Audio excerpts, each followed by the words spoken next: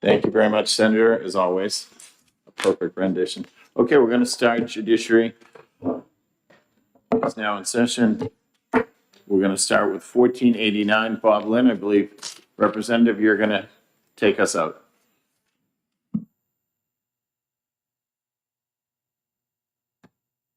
Thank you, Mr. Chair, members of the committee. I'm Representative Bob Lynn from Wyndham, and I am the prime sponsor. And I guess I should say, knowing what you have on your agenda today, I should say that this will be a softball. The prime sponsors of this bill are myself and the ranking member of House Judiciary Committee Representative Birch. I think this is a non-controversial bill. It purports to adopt by New Hampshire the Uniform Interstate Depositions and Discovery Act. The next person I believe that you will hear from after myself is Professor Charles Mooney from the University of Pennsylvania Law School, who actually now lives in Amherst, New Hampshire, and is a great asset to the state. He's one of our uniform state law commissioners. If you have questions about the detail, any part of the details about the bill, he probably is the best person to respond. But I would just say very briefly, this is designed in large measure to replace the existing system whereby if someone from out of state wants to take a deposition in New Hampshire in connection with discovery in a case out of state, they have to go through the process of appointing a commissioner and that kind of thing. This would do away with that and just allow the person to go to the clerk of the Superior Court, who would issue a New Hampshire subpoena, basically consistent with the subpoena that was issued in the home state. It really is designed to streamline litigation, and really that's about all I have to say. I'm happy to take any questions anyone may have. Thank you, Representative. Nope, we're good. Great, thank you. Charles Mooney.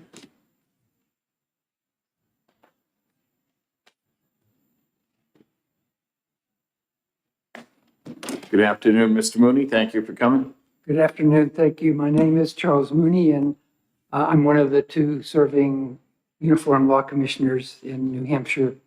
The other is James Scully, a former counsel for Governor Sununu. And since this is my first time to address this committee, let me just note that the Uniform Law Commission is a 134-year-old state-supported organization with staff and offices based in Chicago, and volunteer lawyers and commissioners are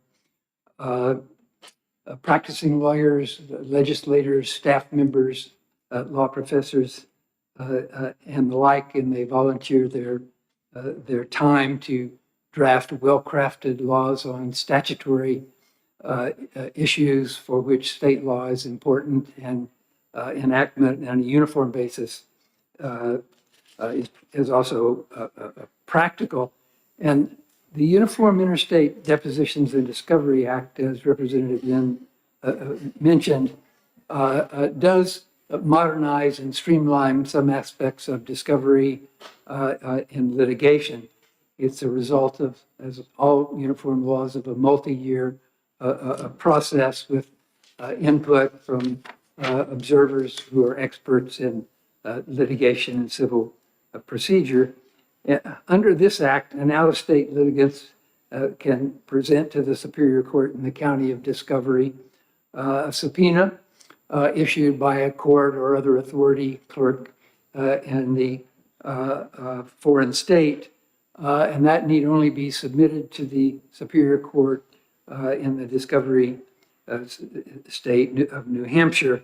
And then without judicial involvement or further expense or delay, the subpoena will issue, but will be subject to all of the conditions and provisions of the original subpoena.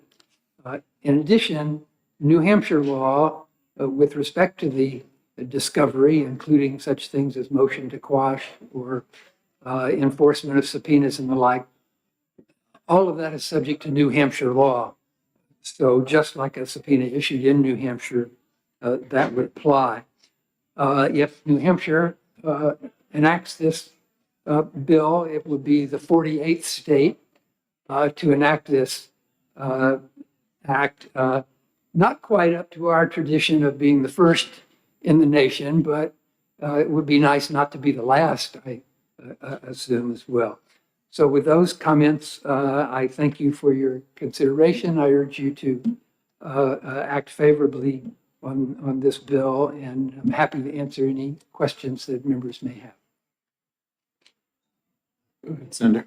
Thank you, Mr. Chair. Thank you, Mr. Moody, for taking my question. So I thought I heard Justice Lind say that there was no need for a commissioner anymore, but there still are commissioners created in the law or redone here in the law. Is that a standing list, or is that something just when a superior court needs to appoint a commissioner, they appoint a commissioner? How's that work? Well, I believe the commissioners are when someone in New Hampshire wishes to take a deposition outside the state. And those have not been changed and are still in the law. But what we did do is use the same RSA chapter in preparing the bill so that those provisions follow the uniform law, and at least everything relating to cross-border discovery is in one chapter.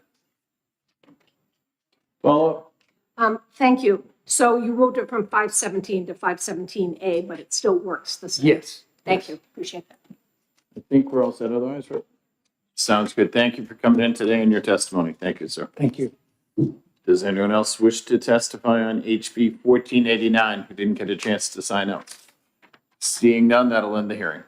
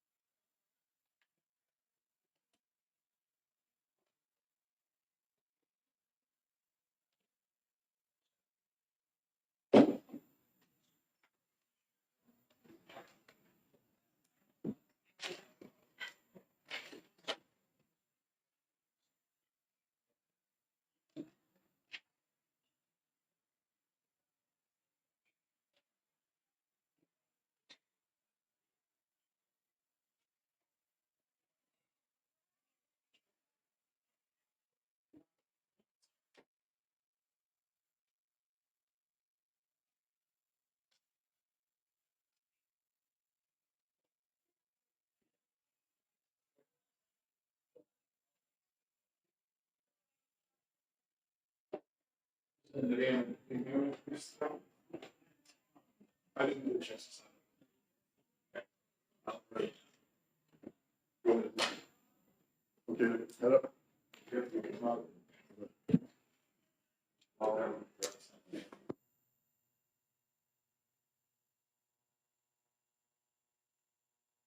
All right, hopefully this is interesting.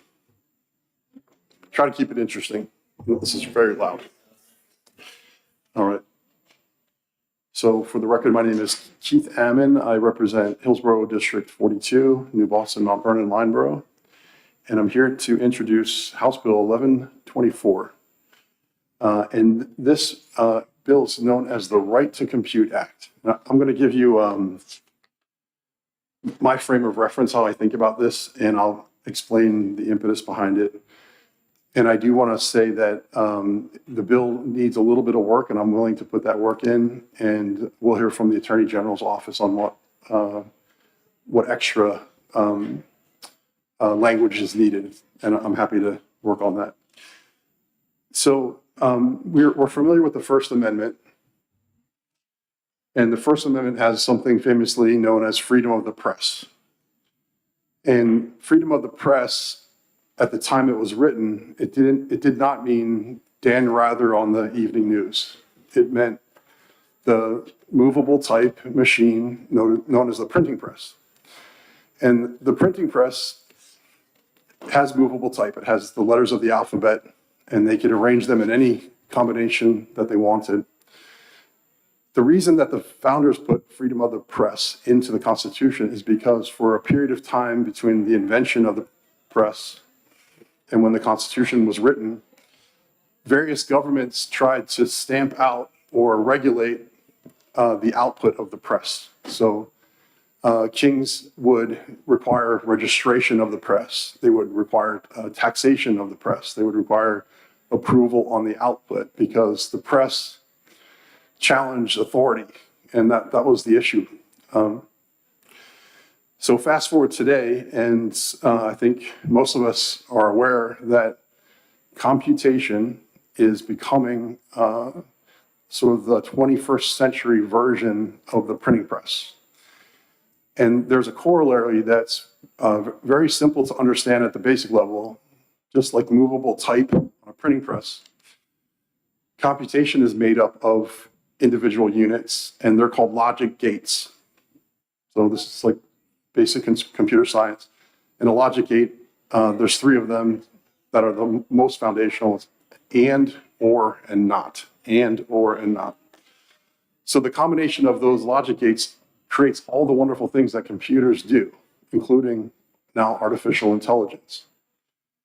And so this bill, the right to compute, is to put in statute sort of a 21st century corollary of the First Amendment to say that by right, by default, the citizens of New Hampshire have the right to compute. That the government isn't afraid of it, that the government doesn't want to stamp it out or over-regulate it. And from my perspective, what we're seeing is a lot of legislation around the country that's sort of akin to moral panics about AI and encryption and those things. So the idea is to set a baseline with this legislation that the government has to prove a compelling interest in order to pierce that baseline. So the intent of the bill is not to make fraud and theft and slander legal, just like the First Amendment doesn't allow those things. The First Amendment, you can still be in trouble for slandering someone. But it is to guarantee the right to compute to average citizens. Now, we hear a lot about data centers. We hear a lot about, these big companies. They have LM models that are in the cloud. But what you might not be aware of that's happening right now is these models are becoming more and more efficient, and you're able to run them on smaller and smaller hardware. So like, for instance, that Apple MacBook, you could probably run a very powerful LLM on that machine that can do a lot of things for you. And it's self-contained, it's within that machine, your privacy is protected. And that advancement is happening very, very quickly. And so I think we're going to see that this becomes an issue, and I sort of consider it a civil rights issue. I know that might be a stretch for some people, but that's how I see it. So that's my introduction. Thank you for indulging me. I think there's some people coming behind me that might have some other points to make. And I do want to say, we did not have opposition in the House when it came through House Commerce. And as part of the process, opposition is bound to rise. So, or not opposition, but that all the jots and tittles are not perfect. So I'm, like, as I said at the beginning, I'm willing to work with the Attorney General's office on making sure that consumer protection is explicitly put in the bill. So with that, I'm happy to answer any questions. Thank you. Go ahead, Senator. Thank you, Mr. Chairman. Thank you, Representative Ann, for taking my question.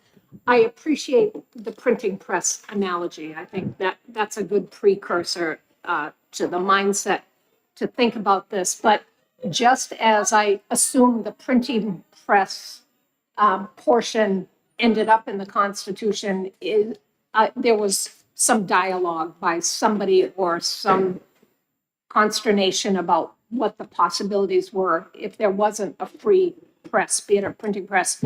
Can you just analogize that a little bit to this for me about like what's happening? Yes. So, and I want to be careful here because this is not a partisan issue. So No. we're seeing executive action on this at this level. And the impetus of this piece of legislation, a very similar analog has passed in the state of Montana. So they were the first state to do it. And the impetus of this right to compute, it's a nascent movement. It's very small, getting started. Other states are looking at this. Was an executive order. It's Executive Order 14110 by the Biden administration. And it was just that if your large language model had a certain number of parameters, had a certain amount of compute, that you had to register it with the government. And that it was a fixed number. These models are getting faster and better. So it's sort of like inflation. Like if you put a dollar amount in the law, like eventually it's not worth as much as it was. And that was the impetus, is like, hey, the government is trying to make companies register their large language models. And that affects open source developers. It's not just big companies. It affects a whole community of people trying to use these technologies to make our lives more prosperous. And so that was the impetus of it. And that was the precedent that was set, that we're trying to have the state sort of weigh in on that whole conversation. Oh, Yes, ma'am. I appreciate that it was a fixed number that we outgrew there. Are there other guardrails that make more sense than a fixed number? Well, it's more, so AI and computation, it's a tool, right? So it's really using the tool to commit a crime it's when you do that's where the guardrail should be, right? So it's not really an aspect of the technology itself. The technology is neutral. It doesn't have evil intent. It's the fact that when you use it to commit a crime, right? When you use a printing press to slander someone and ruin their reputation, or to cheat someone with fraud, it's not the printing press that's at fault. It's how you use it. So I get it. Thank you. Thank you. Appreciate it. I guess we're all set, Keith. Thank you. Good to see you. Thank you. Good to see you too. Always an interesting topic when you're in Thanks. town. Liz Ann Platt. Or no, do you not want to speak? I'm sorry. We'll just go right away to Aubrey Friedman. Aubrey. No, she didn't want to speak. We're good. No, I'm good. Thank you. Aubrey, how you doing today? Mr. Chairman, committee members, Aubrey Friedman. I live in Bridgewater. I speak in support of this bill. Personally, I'm kind of a Luddite myself. I don't like new technologies or new softwares or anything like that. But I appreciate and I'm thankful that we have other people, brainy people who can write softwares and create softwares that make life better for everyone in healthcare, education, manufacturing, energy, almost every field. So I look at this as we should embrace the future and not try to put too many rules and regulations that will hamper innovation in the future. So that's my main argument here. Also, it's important this is also a private property rights, and as was mentioned, a First Amendment issue. You should have the right to create and run software on your own computer. That's private property. And as far as the First Amendment, there was a landmark case, Bernstein versus the U.S. State Department, 1996. He was a professor, he wrote some software, and he wanted to make it open source, and he got into kind of a hassle with the Department of State. They wanted him to license it and so forth, and it went to the U.S. Supreme Court, and they actually ruled that software source code is protected free speech. So that's something we should note. And lastly, this bill is not the Wild West. They are keeping a lot of regular restrictions that government could still do, as Representative Ammon mentioned, fraud, harm by deep fakes, common law nuisances like the noise that neighbors are complaining about around data centers. And also if it's critical infrastructure controlled by AI, you still have to have a risk management policy. So those guardrails are remaining, nothing is changing them. And I think we should just continue to not have unnecessary restrictions on innovation. And those are the reasons I support the bill. Thank you, Aubrey. Any questions? Seeing none, have a great afternoon. you. Appreciate it. Sarah Burke Cohen.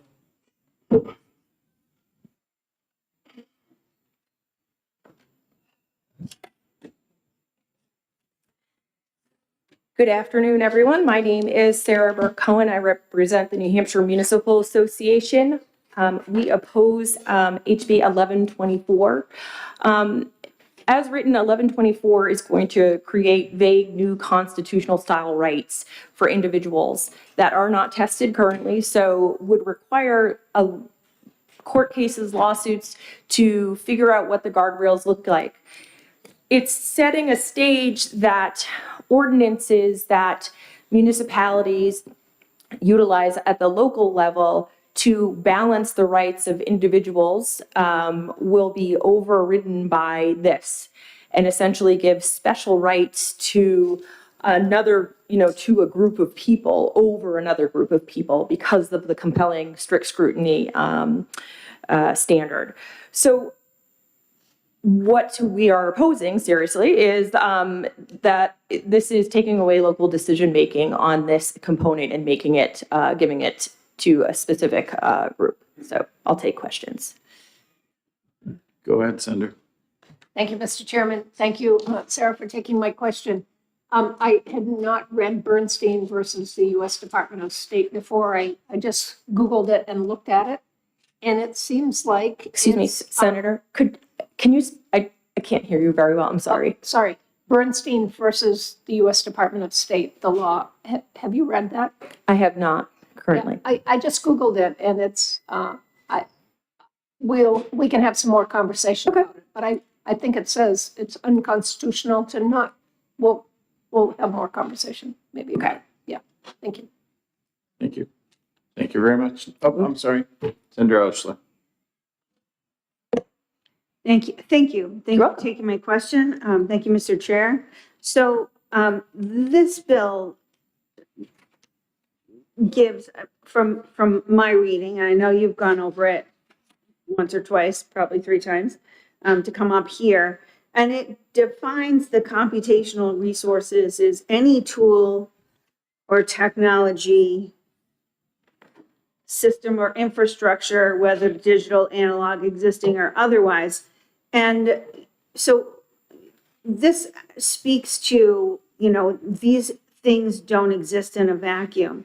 So does this raise any red flags for the municipal association that someone might be, operating a cryptocurrency mine?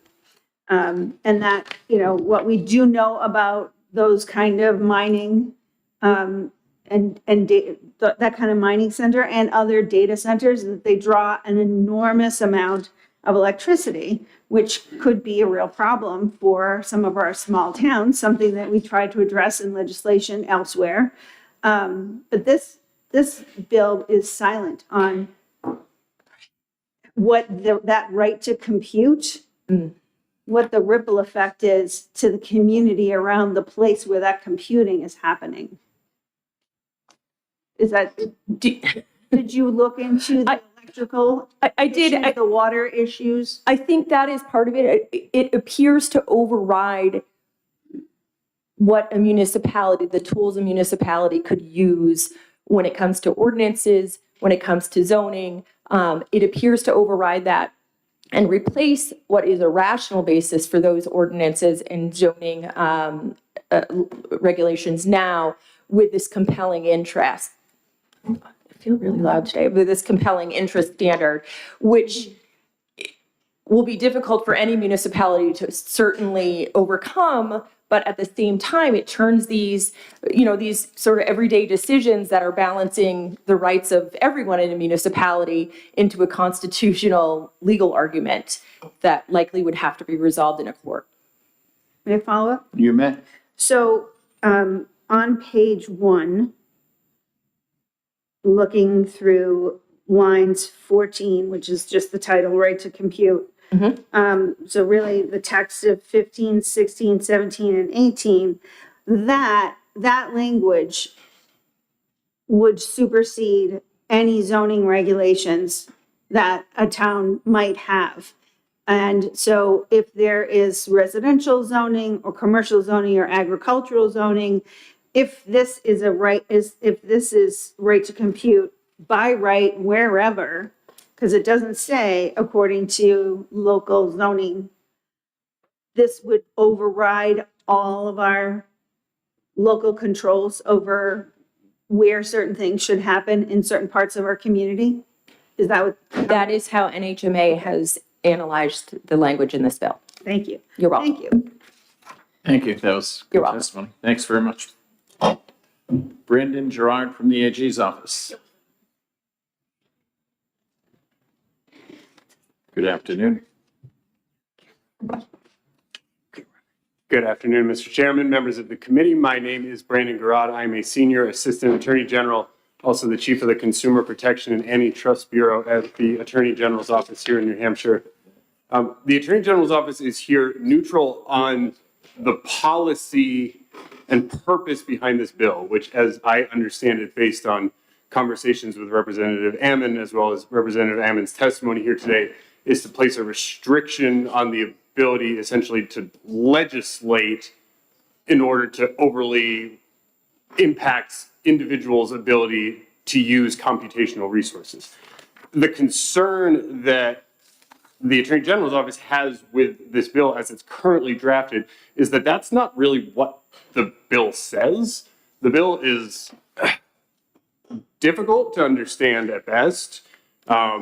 Doesn't strictly apply to artificial intelligence. In fact, it prevents any government entity from restricting anyone from making use of computational resources for lawful purposes or otherwise infringe on a person's right to property, free expression, privacy regarding such resources.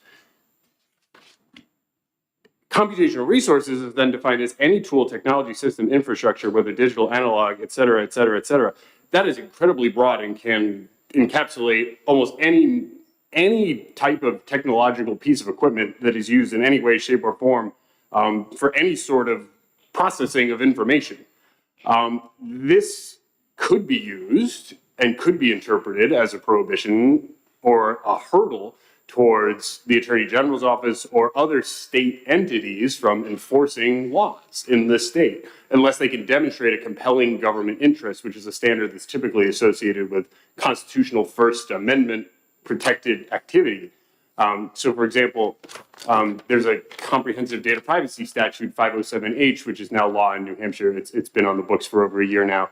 It is a potentially criminal statute, but it's also a civil statute that creates restrictions on businesses' abilities to process information about people in a number of different ways and require disclosures to people and rights for people to make decisions about how their data is processed. And if businesses don't comply with that, the Attorney General's office has the ability to go into court and seek an injunction in order to make sure that they comply with the law.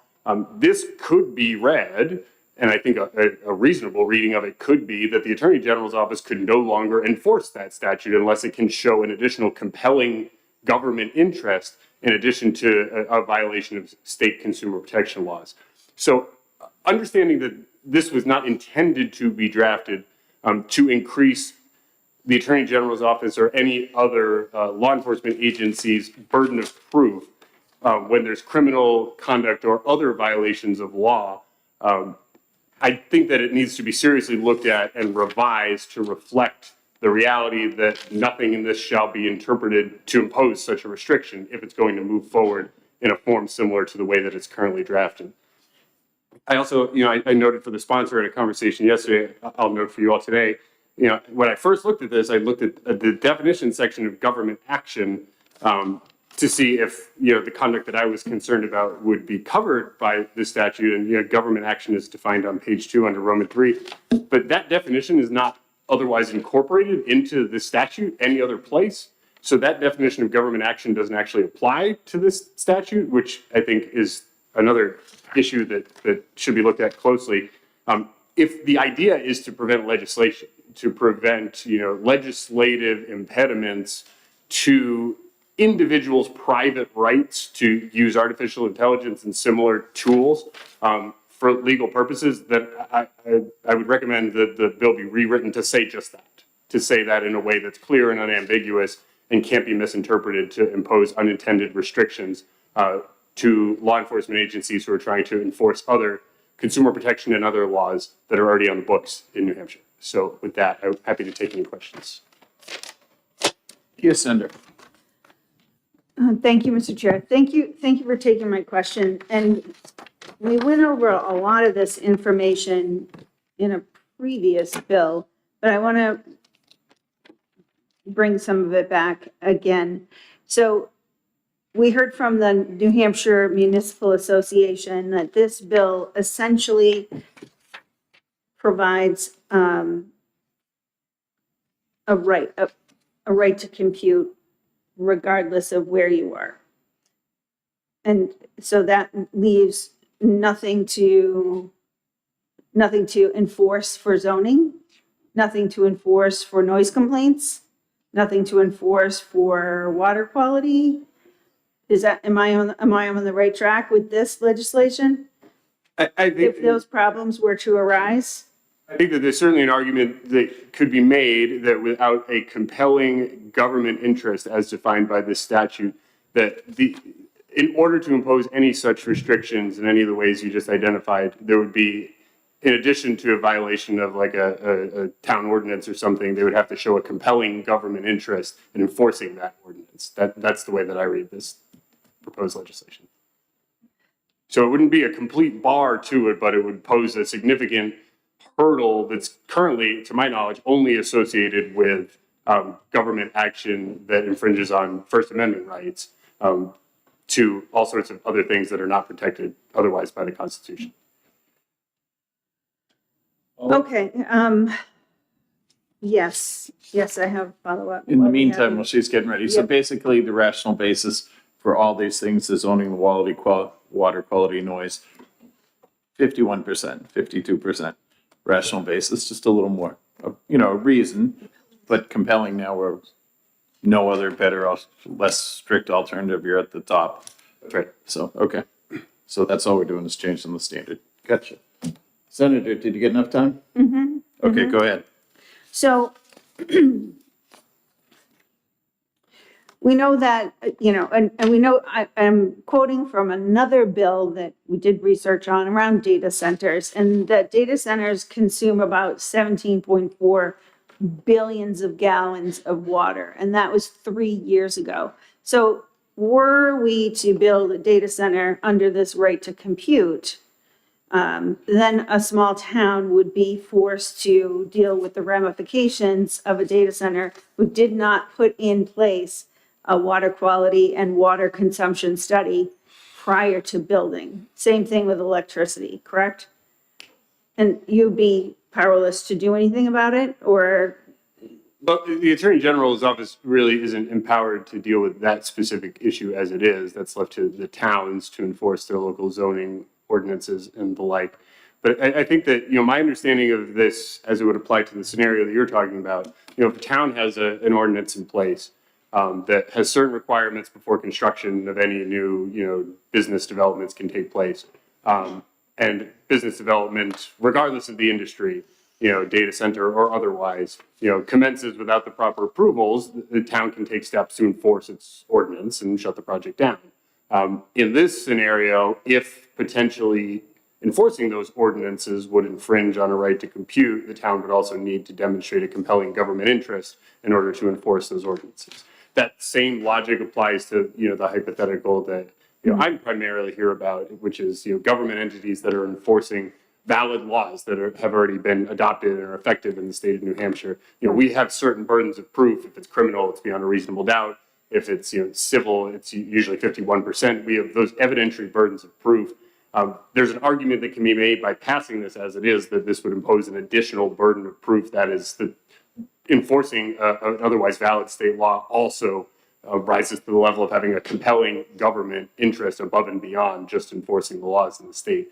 So it has that unintended consequence, I think probably both in your scenario and my scenario, of increasing the burdens for government entities that are trying to enforce, valid laws or ordinances that are already on the books. May I follow up? You may.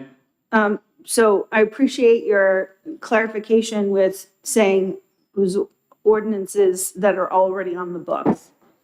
But what we discussed earlier in this session is that New Hampshire does not have any ordinances or regulations on any books about the specific kinds of challenges that are brought to us by data mining. And this would be under the right to compute, it would be the right to build data mining.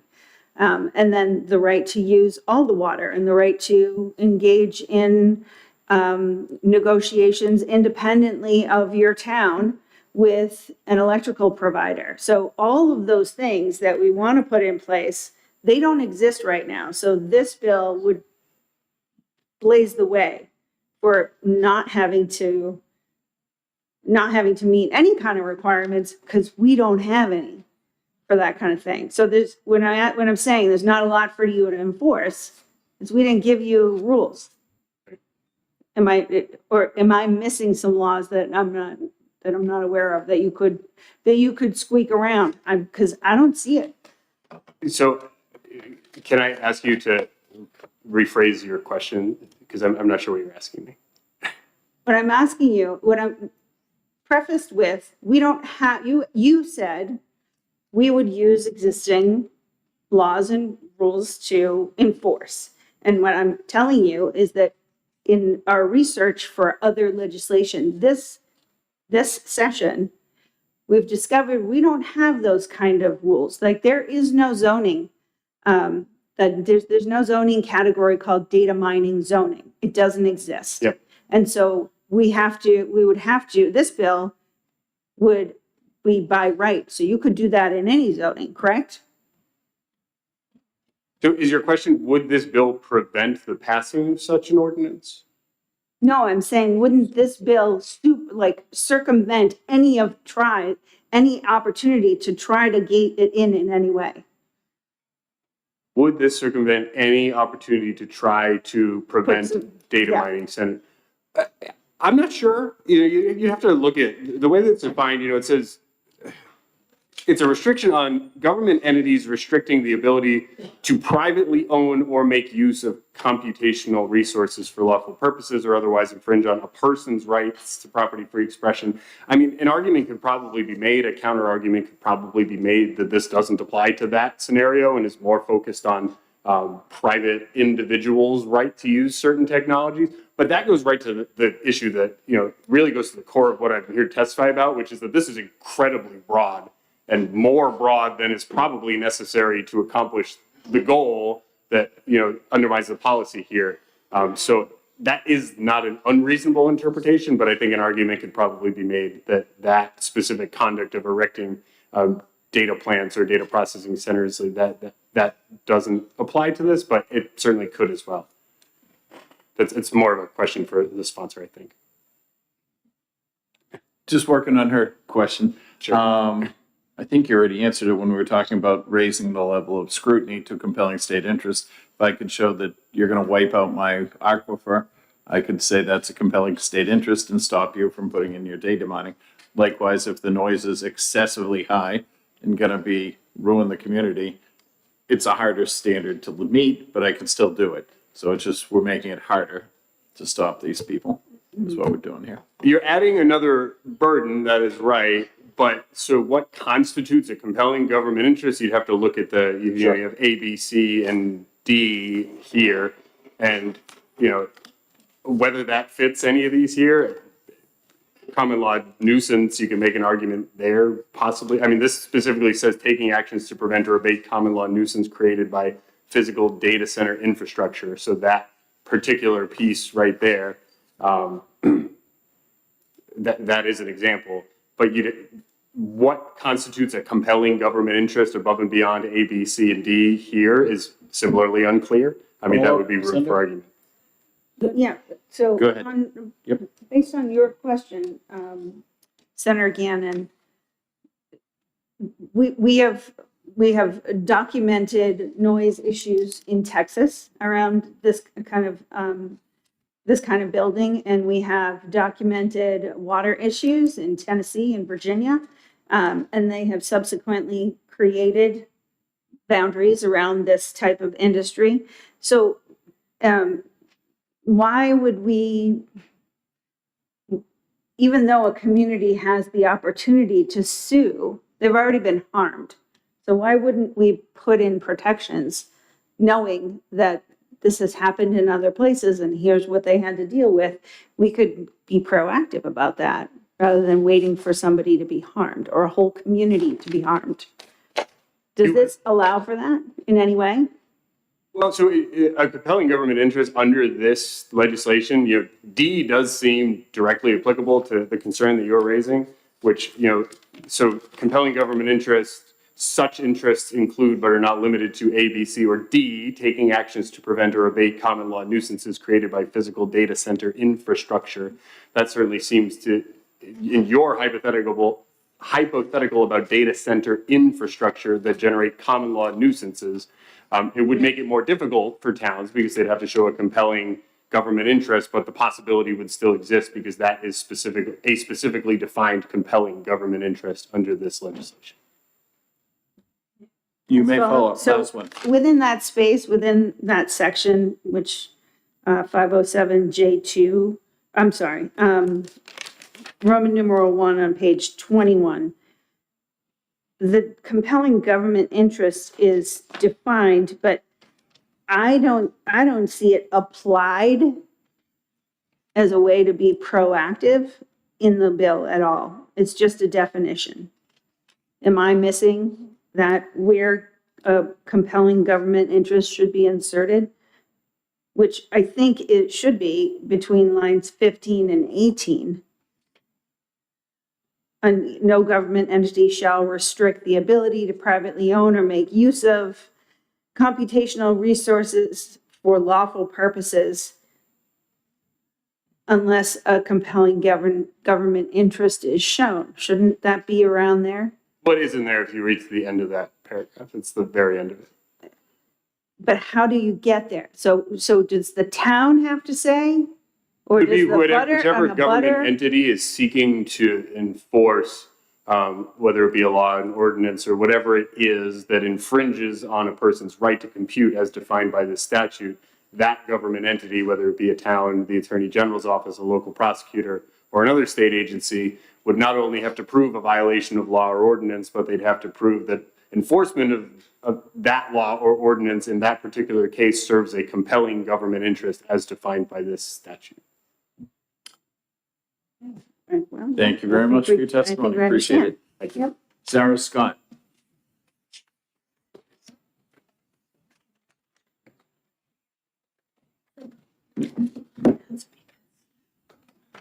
Thank you, Mr. Good Chair, afternoon. members of the committee, for the opportunity to testify here today. I'll keep this brief because I know you've got a long afternoon ahead of you.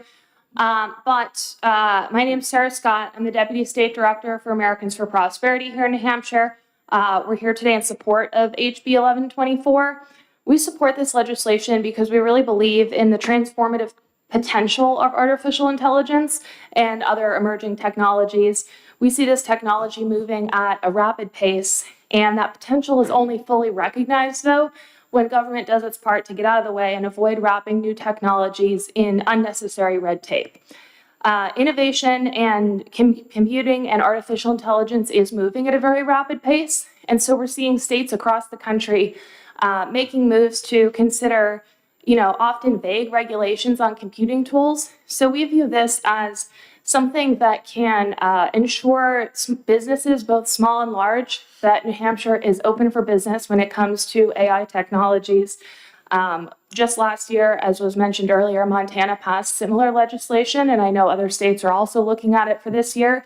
And I think there are a lot of companies currently looking at the state of legislation and restrictions around this type of technology when considering where to open their businesses.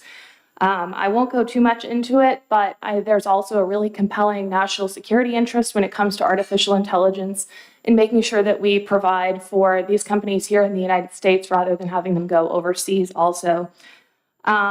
Only other thing I wanted to say is just as we protect fundamental rights around free speech and assembly, we should also protect the right to compute, ensuring that individuals are not arbitrarily denied access to the digital tools that they need to fully participate in this new 21st century economy. So we think that this affirms a simple but important principle that New Hampshire is open for business, where innovation is welcomed and not feared, and individuals and businesses can confidently build for the future here. I'm happy to take any questions. You can help me. Let's see. So we have water, the good senators brought up. I happen to have towns that have a lot of water issues in the summer going dry. Then we have power needs. If we have a AI, they're going to demand a lot of power, probably going to raise the rate unless they produce their own on everyone else in the town. So now you're taking the water away from my local people, and you're also raising their power costs and taking the power away. So you're going to have an effect. So right now it would be a rational basis test that if, they could show by 51%, 52, that it's going to hurt the community, they probably could deny. You're going to raise it to like 90, 100. So you're taking away the local control. And, you could be drying out the wells and taking the electricity and raising the costs when we have no money to pay for higher costs. Comments?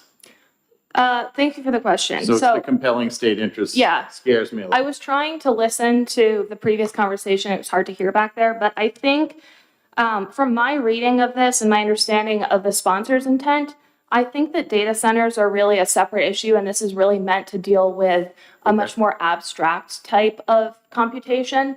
Okay. I think that line 29 here, talking about that specifically around physical data center infrastructure is designed to address those concerns. From my understanding, I view this as a separate issue from the data center issue altogether. But I'm happy to look more into that and get you a better answer because I'm going to go back and listen to the previous conversation on that. Thank you very much, Senator. You're always good. Thank you very much for your testimony. Appreciate it. Does anyone else wish to testify on HB 1124? Didn't get a chance to sign in? Seeing none, that will end the hearing on 1124. We're going to take 2 minutes before we start the next bill.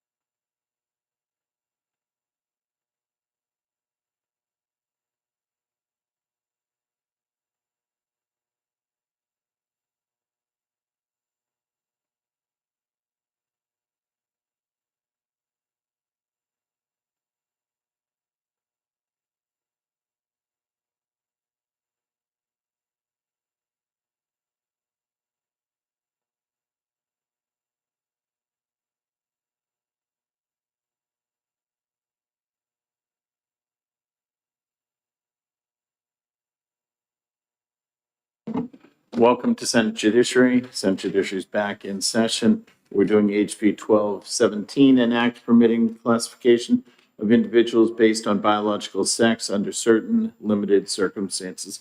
Welcome, Representative. Go for it. Thank you, Mr. Chairman and members of the committee. For the record, my name is Katie Peternell. I represent the towns of Wolfboro and Tuftonboro, Carroll District 6.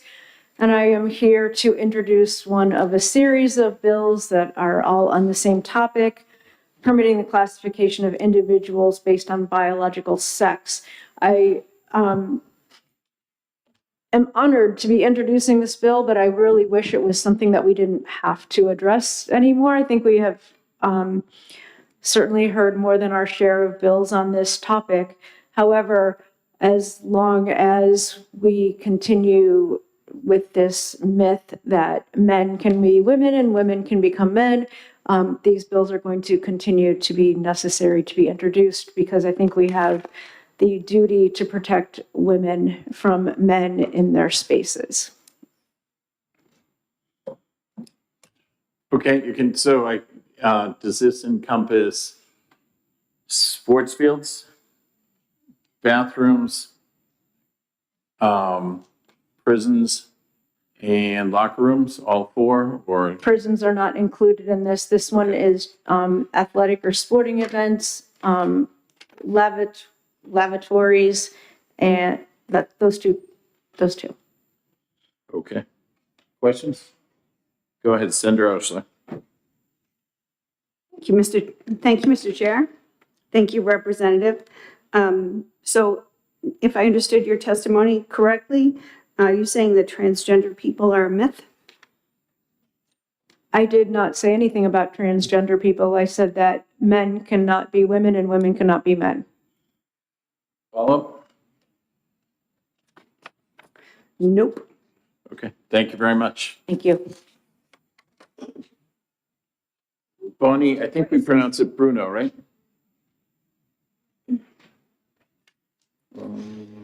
Anyways, we'll move on. Bonnie, like Bruno. That's okay. No, it's not bad at all. Not bad at all. Computing too much. There you go. Don't use a pen anymore. All right. Thank you for coming today, Thank Mel. you. I timed this. Do we have are we under 2 minutes here? So we're gonna do a minute 30, then I'll give you like 30 to wrap it up. Okay, because I did. Just, we were here till like 8 the other night and the I staff. appreciate I that. gotta send the staff home at some point. so- All right, I got it to under 2 though, so.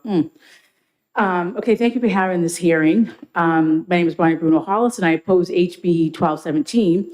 In a recent hearing I attended in Reps Hall, a legislator was asked whether he was aware that over 1,000 voters had signed in online to oppose a CACR in question. That legislator responded, quote, "A lot of us understand that the folks who sign in are activists and they're prompted to sign in." His comment was meant to negate the people who signed in. I was one of those people and I showed up to testify. I participate in the legislative process, and if that classifies me as an activist in someone's eyes, so be it. But for my voice to be considered less equal because of it, especially by a legislator, not cool. House sign-ins show that only 25 voters support 1217 and over 600 oppose this bill. 1217 raises a similar concern about who are categorized and how we categorize and classify people. May be thought of and treated differently. Again, 1217 asks us to accept that two people living in the state may be treated differently under the law based on identity classification rather than conduct. What this bill and the thinking behind it misses, in my opinion, is that identity does not determine a person's conduct, character, or abilities, whether someone is safe or unsafe, more capable or less, or more deserving than privacy than another. 1217 moves us away from the principle that all granted status are afforded equal consideration under the law. In fact, 1217 acknowledges that such classifications raise concerns under existing anti-discrimination law, which is why this bill must seek to permit it. When the law shifts from addressing conduct to classifying people on identity in ways that negate equal consideration, that's not a step forward, it's a step backward. We should not legalize that framework. You were good. Thank you for very letting me much for your finish that. testimony. Appreciate it. I don't see any questions. Okay, thank you. Deborah Jablowski. Gotta be close. Maybe she doesn't want to testify. Okay, we'll move on. Bonnie Sims.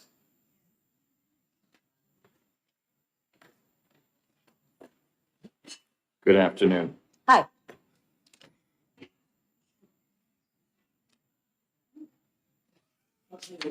Okay, thank you. Hello, Chairman Gannon and members of the committee. My name is Bronwyn Sims, and I'm here today as the Southern New Hampshire chapter leader of the Independent Women's Network, which supports practical policies that protect freedom, opportunity, and safety for women and girls. I proudly signed the amicus brief filed by the Independent Council on Women's Sports with 135 other female athletes in the U.S. Supreme Court case, United States versus Skermetti. I strongly support HB 1217, HB 1299, and HB 1447. These bills protect single-sex spaces based on biological sex for women and girls. Senator Deborah Altucher, I listened to your floor speech on HB Ma'am, 1442. I'd rather you not direct anything. Okay, personal. that's fine. Thank you. As Jen sorry, you just threw me off, so Yep. I just got to go back. The obsession of this is for those who demand that girls surrender their privacy, safety, and fairness so a tiny minority can pretend sex can be changed. As Gen Spec experts have explained, gender identity is simply a subjective internal sense of self, a personal feeling with no foundation in chromosomes, gametes, or any measurable biological reality. It is a belief, not a fact, and it is not sex. This is happening right now in Peterborough at Conval High School, where the U.S. Department of Education opened a formal Title IX investigation on March 31st, 2026, because the district is actively violating Title IX by allowing biological males into girls' restrooms and locker rooms. When female students objected, the principal told them to stop using their own facilities, even saying boys don't belong in girls' locker rooms. It is labeled harassment. Similar Title IX violations are occurring in other New Hampshire schools. You can finish up. Thank you. Yep. As someone who has experienced male violence, I understand the real fear these policies create for women and girls. Many trans-identifying males are driven by autogynephilia, a sexual fetish where heterosexual men become aroused by presenting themselves as women. Thank you, ma'am. If you have testimony, you're Yep. turned in. No questions, please. Thank you very much. Anyways, And do you have questions or? No, okay.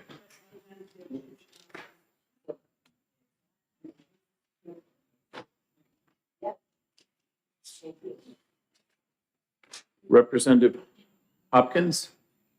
Or something close to Lynn? Reverend, okay. Thank you, Hello. Reverend. I don't know a preacher can say anything in a minute and a half, but I'll give it my best shot. You can. You'd have a busy parish if you were me. Good afternoon. Thank you for allowing me to testify this morning. I'm Pastor Jonathan Hopkins, the pastor of Concordia Lutheran Church here in Concord, New Hampshire. And I'm just here to speak against all the bathroom bills. I speak today as a pastor and a father. There's a lot of talk about religious freedom these days, but what I don't hear in that discussion is anything about my freedom to practice my religion. A religion of loving my neighbor, about listening and understanding another person's story, especially if that story is different than mine, about justice for those who are at the mercy of the rich and powerful, a religion that speaks peace as much as possible, a religion not of laws, but of mercy, a religion that does not see being trans as a sin, but merely as a true expression of one's true self. Where are my religious rights and how they're being brought forth in the body politic?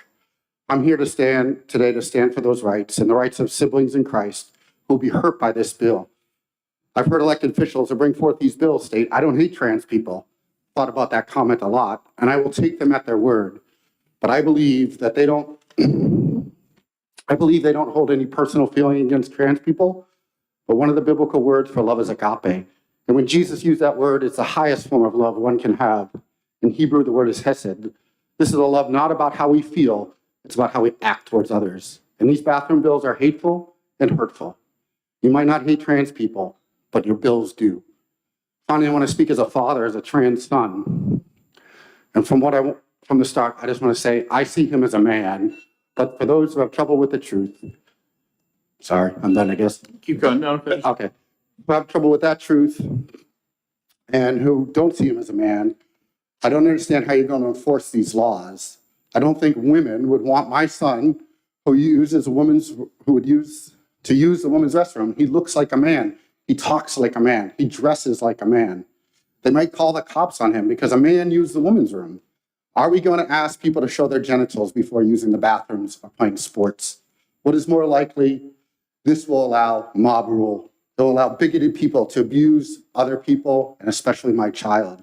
And I'm concerned for the safety of my child. This bill hurts real people. As a Christian, I cannot stand by and not speak up for love. But as a father, I would not be doing my job if I didn't stand up for my child. Thank you very much for your time. Thank you for your testimony. Appreciate it. Yes, Senator, go ahead. Thank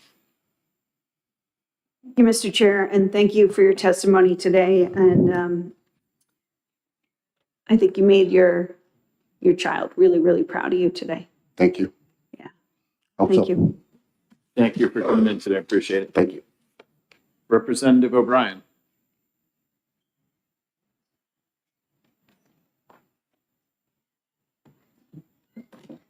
Good afternoon, Good Representative. afternoon, thank you. My name is Representative Catherine Prudhomme O'Brien. I am from Derry. And I'm going to start off with asking the question why separate facilities were created in the first place and what the motives probably were for that. And could we go back and think about that as we do when any legislation is created? And I don't think things have changed. The reasons for why they created those separate environments have not changed. A 2019 study from the United Kingdom about rates of sex offenders among incarcerated males, broken down by males who present as male and males who present as female, showed that about 17% of the males who presented as males were in for sex offenses. Interestingly enough, the males who presented as females, 59% of them were incarcerated for sex offenses. There's definitely a sexual component to this, and I think we should be able to talk about autogynephilia and not be afraid to do so. Autogynephilia is the term created by psychologist Ray Blanchard in '89 to describe males who are sexually attracted. Stop for a second. Yes, go ahead. Okay, this is the discredited science, and I would. It's her testimony. I have the right to discuss my opinions in this It's her forum. opinion. Okay, in. It's her opinion, so I'm gonna let her. In your opinion, then. In my opinion, thank you, as a survivor of sex abuse myself, and I also spoke to hundreds of convicted sex offenders within the prison system in the rape survivor support group that I was in for many years. Autogynephilia is when men are sexually aroused by the idea of themselves as a woman. I would prefer you not editorialize. Thank you very much. I'll watch. Keep going. Stop. In the professional opinion of the psychologist Ray Blanchard, who is studying this issue. That's fine. Thank you. The demand that others act as if they are female and that they are allowed in female intimate spaces is part of their fetish. And I am offended that it is expected of me to affirm a male as female and participate in the sexual fetish of a male who is a total stranger to me and to act as if this is normal when it is not. It is not unkind of me to tell the truth.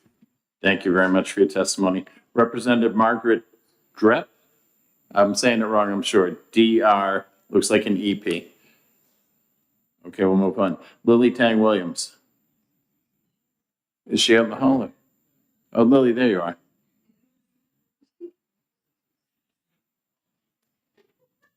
You were in front of me, then over there. You're working the room. Good for a politician. That's good. Okay. Okay. Go ahead.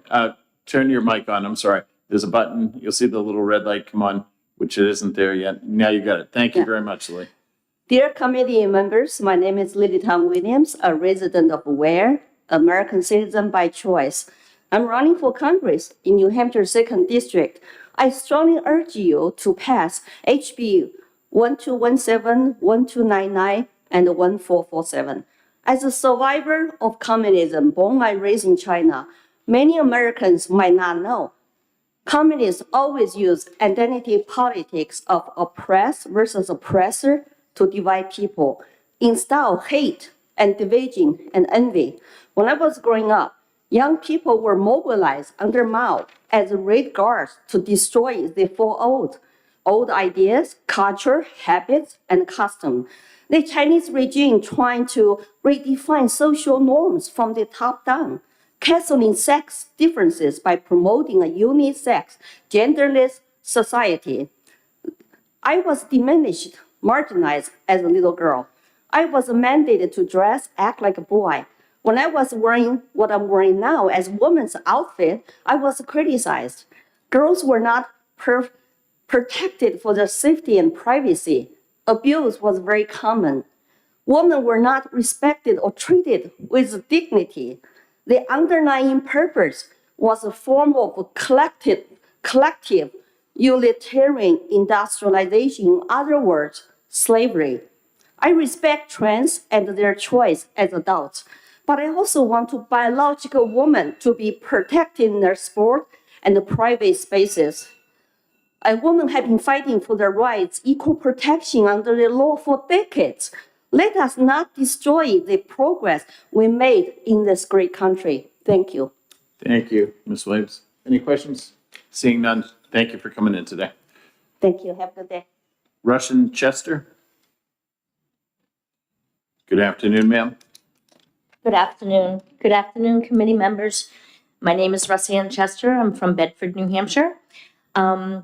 I am here in support of this bill. I have a trans child who identifies as other than assigned at birth. I still support this bill. I love my child tremendously, and my heart is broken that this is their choice to never experience the kind of things that they would have been able to experience had they chosen to remain their gender assignment at birth. However, I still understand that it should be more important that children are allowed to feel comfortable wherever they may be. My trans child will continue to go into the bathroom that they feel comfortable in. They're an adult, just to clear that up. It's unlikely that anyone will even know that that trans child was not assigned what they appear today. The problem is that we have normalized something that should not ever have occurred. We have normalized men dressing up as women and being proud about it and walking into women's spaces. That's not something that should exist in this society. We have a lot of really great people who may identify differently than others. We have over 400 state representatives. We have a former state representative now who is serving time. Do I put all the state representatives in that one bucket and say because of that one individual that chose to identify as trans, no state representative should be trusted or go into a bathroom of their choice? Of course not. But I also should be able to feel comfortable as a woman walking into a woman's space and not finding a man dressed as a woman. Thank you. Thank you very much. Questions? Seeing none, thank you. Question for you, Brendan. Side sitting. I know they don't like it upstairs. So Lily, can you guys find it? Are there seats in the rest of the room? Thank you.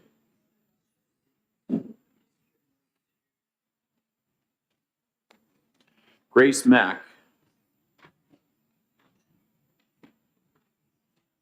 Good afternoon. You're fired up and ready to go. Yes. Good All afternoon. right.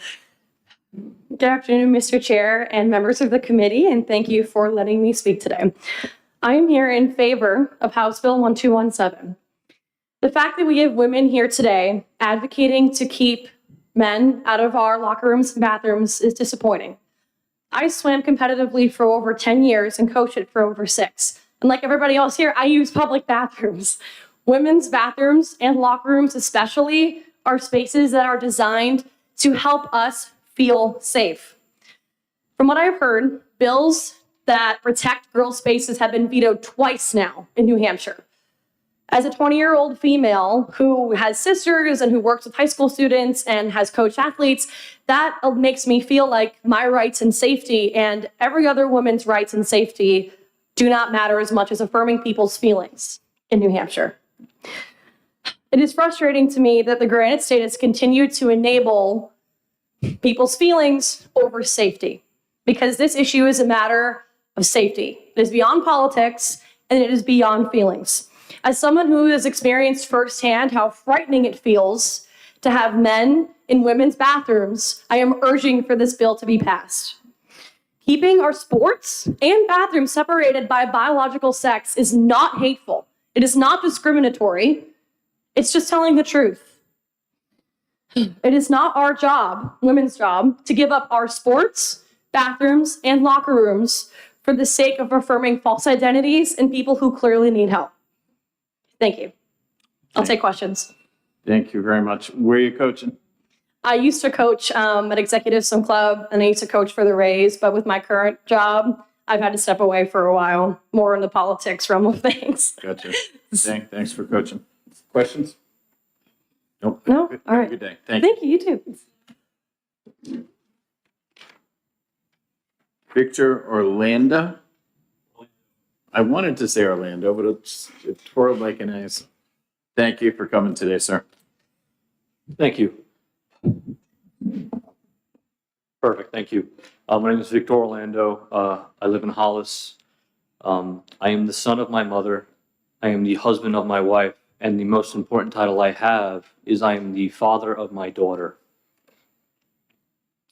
I would like to remind everyone the reason we have separate spaces for men and women in the first place. And it's not to keep the women out of the men's spaces. We do this because as a society, as we've grown and become more civilized, we understand the need to protect the most valuable group of our population, and it is our mothers, our sisters, our wives, and our daughters. I ask that we look at history and we look at everything that's happened in our country to this point, and we examine that when we look at this bill and we say, why are we doing this in the first place? Why are they separate in the first place? It's to protect the women of the United States. It's to protect our daughters. I understand that there are some people who believe they are the wrong sex, and they have my empathy. But that does not mean we have to sacrifice the safety of our women to reaffirm the belief of someone else. We need to protect them. Otherwise, what is all this for? Thank you. If you have any questions, I'll take them. When you say protection, do you mean including privacy? Yes, I mean keeping our women's spaces separate from our men's spaces to protect our women from the men. Thank you. Other questions? Yes, Senator, go ahead. Thank you, Mr. Chair. So in protecting women, what about protecting transgender women, transgender girls? Do they So- deserve the same kind of protection? I'd like to clarify, because I'm going to be honest, I get a little confused when we're speaking of trans men or trans women. When you say trans women, are you referring to biological men who believe they are women? I'm referring to transgendered women. I won't, that's not a definition I'm not that trying to be exists. difficult. I Okay. have a hard time following the terms and the titles myself So personally. let me rephrase. Yes, Do you believe that transgendered women are women? I believe that people who have an X chromosome are women, and we need to do the right job as a society and protect them. Thank you. Follow up? Yep, all set. All set. Thank you. Thank you.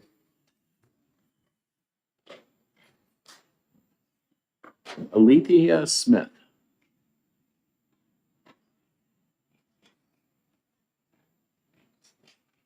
Good afternoon, ma'am. Nice scarf. I like it. Thank you. Uh,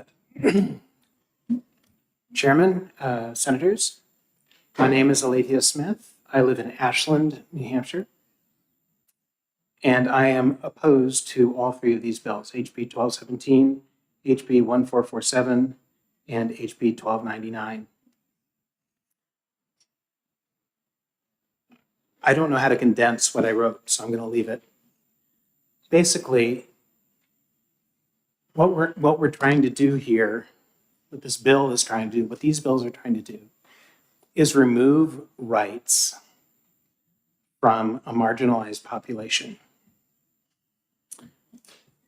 The only reason to do this has nothing to do with evidence, because there is no evidence.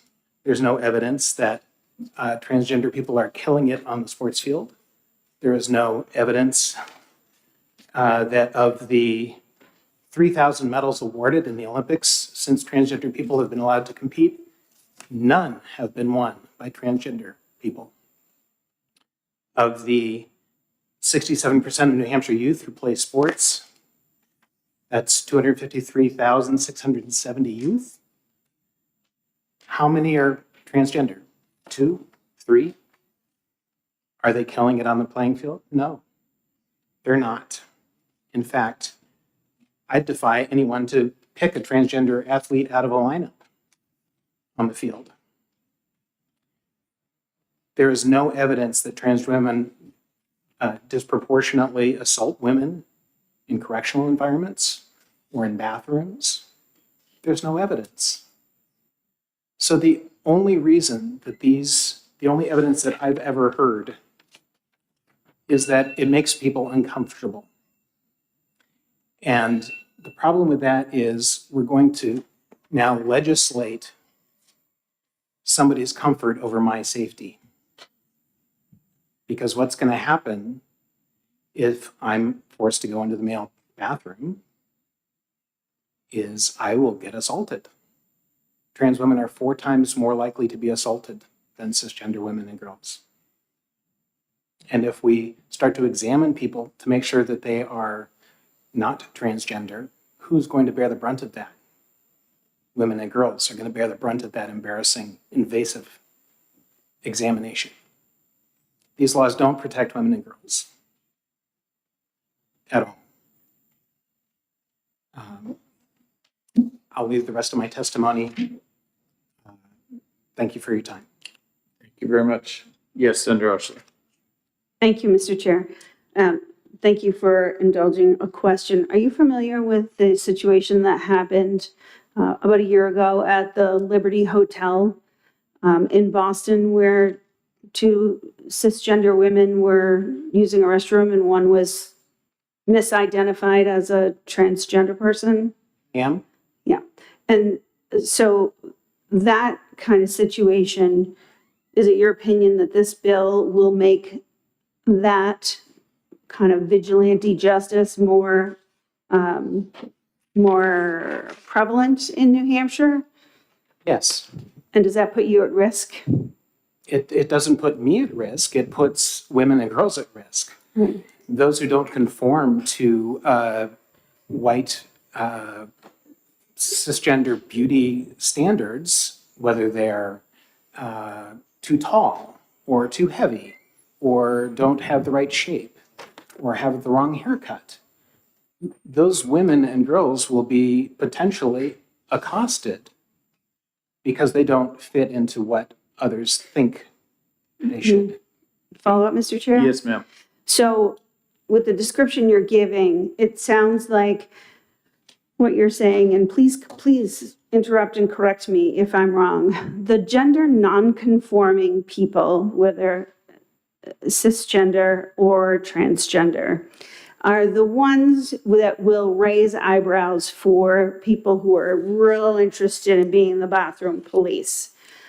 And that endangers everybody, because it sounds like, if I know my statistics in New Hampshire, there are less than 1% of the New Hampshire population is transgendered, but people Senator, you're who. sort of testifying at the moment. You're supposed to be eliciting testimony. But finish So up. this minority is actually put, like, us targeting with this legislation, this teeny tiny minority is actually going to open up a wider door to accuse people who are gender nonconforming or don't look female enough to someone to be harassed for being in a space that they may not supposed to be in. Thank you, Senator. Yes, less than 0.5% roughly of people in New Hampshire are transgender. And indeed, in trying to persecute this small minority, we will in fact open up women and girls, trans and cis, gender nonconforming people, those who don't fit somebody's vision of what a woman should look like, will expose them to harassment. Absolutely.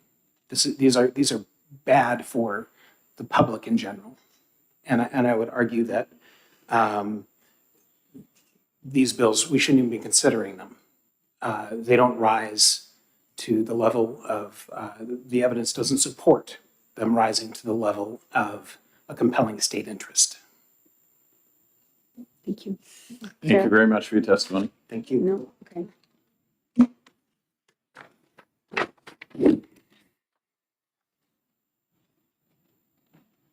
Cat, is it Legier?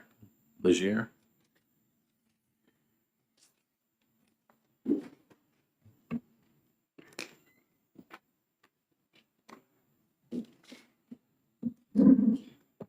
Good afternoon, ma'am. Good afternoon. Thank you so much for hearing my testimony.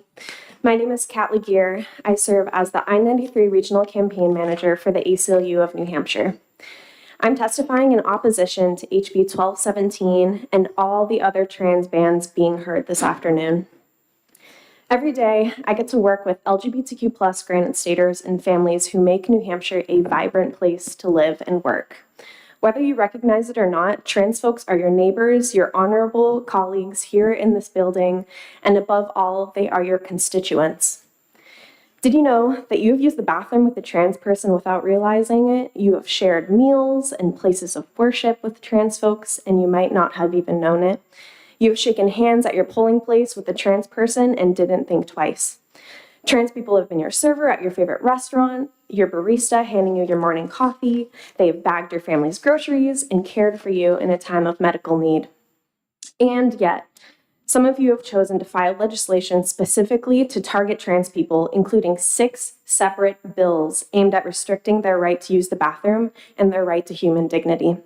I hear so often from trans folks and their families that they are tired of being expected to come to Concord week after week and justify their humanity in just 2 to 3 minutes of testimony.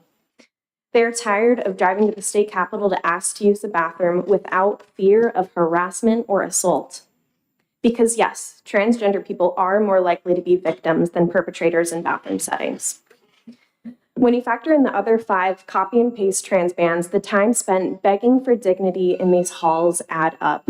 That's not including all the other ways this legislative body attempts to attack the LGBTQ+ community. Transgender Granite Staters are exhausted and quite frankly traumatized from having their identity up for debate by legislators who took an oath to represent them. I'm here to once again urge you to see these bills for what they truly are, a gross distraction from the real issues impacting our communities, from the need for affordable housing, childcare, and adequately funded public education. Please do right by your constituents, whether they are trans or not, and lay this and all other extreme and discriminatory trans bans to rest. Thank you. Thank you very much. Any questions? Thank you. Thank you. David Trumbull.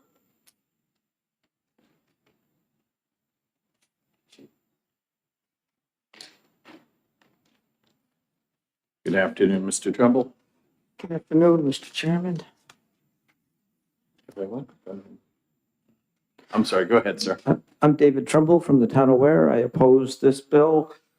It is essentially a bill that tries to legalize discrimination against trans people. It denies them their opportunity to participate fully in our society, and it does that really by denying their existence in our society. You see it in the rhetoric, And you see it in the meaningless definition of biological sexes in the bill that uses the same word to define itself. Let's look at the sports issue. The bill says that strength, speed, or endurance is generally recognized to give an advantage to biological males. Those would be the cases it applies to. But the studies show that after 12 months of hormone therapy, there is no competitive advantage. By 18 months, it's even stronger that that's not the case, and certainly by 24 months. So if the issue is competitive advantage, then why don't you just have a bill that says if an athlete is on this medication for a period of time and there is no competitive advantage, they can compete in the sport gender in which they identify. Consider Can I this. just ask you a question here? I'll give you more time. Okay. So in New Hampshire, we passed laws outlawing that practice of giving children under 18 trans medication. Okay, New Hampshire does not have a law that prohibits children from receiving that medication. It has a law that prohibits children from getting that medication from a healthcare provider in New Hampshire. That's correct. Right? Okay. So if someone is already grandfathered in, they're doing it, or they can go to Boston to get their treatment. I'm good. I didn't mean to. Sorry, I interrupted you. Okay. So back to sports. Take the situation of a young transgender girl who socially transitions in elementary school, takes puberty blockers, gets on hormone therapy. She's never gone through a growth spurt. She has no testosterone. She probably has less testosterone than the other women that she's competing against. There's no competitive advantage. The only impact of this bill would be to decrease the transgender girl's ability to access sports. Go ahead. Keep going. That was my main point on sports. On the bathrooms, I totally agree with the previous speaker that this bill would just increase scenarios for conflict. If the issue really is safety and privacy, this bill is going to force transgender women to go to the men's bathroom and transgender men to go to the women's bathroom, increasing scenarios where people are going to say that something is wrong here, asking for help from security or taking it into their own hands. Right now, people go the transgender woman goes to the women's bathroom and nobody knows the difference. The transgender man goes to the man's bathroom and nobody knows the difference. It's actually going to make things worse if you pass this bill. So if you really think it's about safety and privacy, this bill wouldn't satisfy your demand on either of those issues, the sports or the bathrooms. Senator Abbas has a question for you. Yes, sir. Thank you, Mr. Chairman, and thank you for taking my question. And I know you're always willing to answer the hard questions. Thank you for coming here today. And how many so you're talking about a biological woman that now transitions to basically a trans man at this point. How often do the circumstances occur where that trans man is playing on the male team? Because you said after 12 months of hormone treatment, it's considered to be. So you're asking about the opposite scenario where there is Yes. a person who transitions to being a trans man. What would be the scenario there? Well, for one thing, this bill doesn't address, if I understand it correctly, this bill does not address that case at all. I'm asking did the study look into that because your testimony was after 12 months of hormone treatment, there's no competitive difference between the two. I'm just wondering in the opposite circumstances that is the same application. I'm not sure. The study that I was referring to is from the Canadian Center for Ethics in Sports. And it said, the title of it, if you want to look it up, is called Literature Review Does Not Support Bans on Transgender Women Athletes. And it says there's no firm basis available in evidence to indicate that trans women have a consistent and measurable overall performance benefit after 12 months of testosterone suppression. The review suggests that sports should support inclusion of trans women in the female category in sport until there is robust and peer-reviewed evidence that it is not safe or fair to other competitors. And this was a review of 10 years of literature, peer-reviewed studies. So it was specifically about transgender women. Thank you. You're welcome. Thank you, Senator. Questions? We're all set. Thank you very much, Thank sir. you. Amy Teravakis? I'm not getting invited to any Greek things, right? How you doing? Good, how are you? My goal is that we'll get my name right by the end of the hearings today. For the record, my name is Amy Teravecchia. I am here speaking on behalf of both myself and my organization, 603 Equality. It's just the A at the end. Yep, Okay. It looks like an. my penmanship's horrible, so I do not fault you. He's got it spelled. So we've been here before. We're going to be here for 2 more committee hearings today too.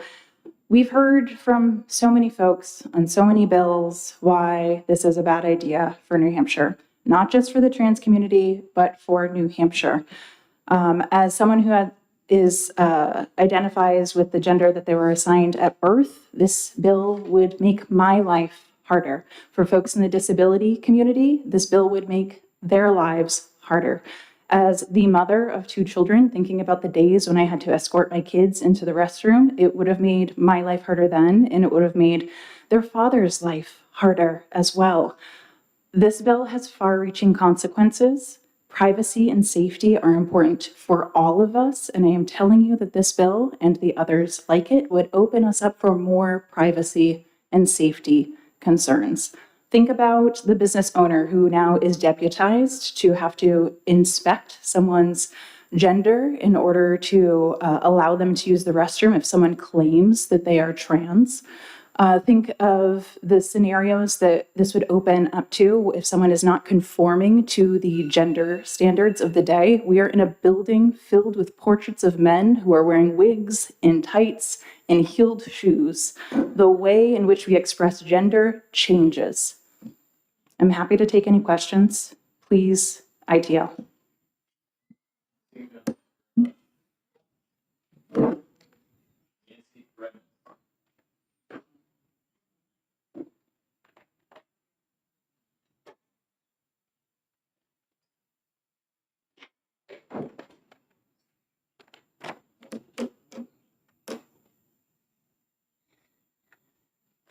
Hi, I have been asked to read testimony from someone who didn't dare come here. And I'm not sure I can do it all in 90 seconds, so there's only 1 copy, but I'll give it to you if I don't finish. Is that okay? Okay. So thank you for the opportunity to submit testimony. I'm a transgender woman, resident of the state. Due to professional obligations, I am submitting this testimony to be read on my behalf in opposition to these bills. As an attorney, every day my clients look to me for guidance and strength in the courtroom. I stand before judges and opposing counsel, many of whom knew me before I came out, and I am addressed correctly, treated with dignity, and trusted to advocate for people. I fight to keep families housed, to protect stability, and to ensure fairness in systems that can be overwhelming. In that space, I am respected. But if I walk out of a hearing and need to use a restroom, I am suddenly in an impossible position. To comply with the law, I would be forced to enter a space that doesn't reflect who I am, risking confusion, confrontation, or humiliation. Despite all of my professional accomplishments, despite the number of granted staters I have kept from homelessness or other crises, in that moment, I am reduced in a way that no professional or anyone seeking the protection of the state courts should be. The shift is not theoretical, it's immediate. For transgender people, it is not about politics. It is about whether we can exist in public spaces without fear or degradation. There is no safe or reasonable alternative being offered. Avoiding restrooms is not sustainable. Being forced in the wrong space is not safe. I am not asking for special treatment. I am asking for the ability to live and work in this state with some basic dignity. I don't know this person, but I'd like to meet her.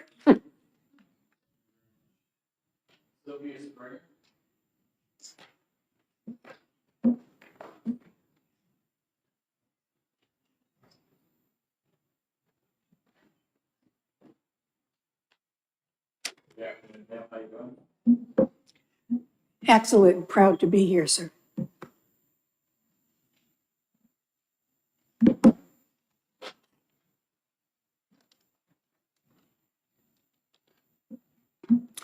Good afternoon. As you just said, my name is Sylvia Springer.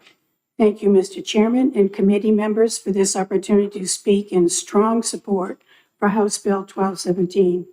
I support House Bill 1217 because women, girls, and men and boys deserve single-sex spaces, sports, and privacy based on biological sex. This bill protects biological reality and ensures both sexes can have safe, private dignity, respecting spaces, free from members of the opposite sex. I am also here as a child sexual abuse survivor, but I speak to you today as a sexual abuse thriver. I am here to give a voice to the children who live in that trauma today and don't dare speak out.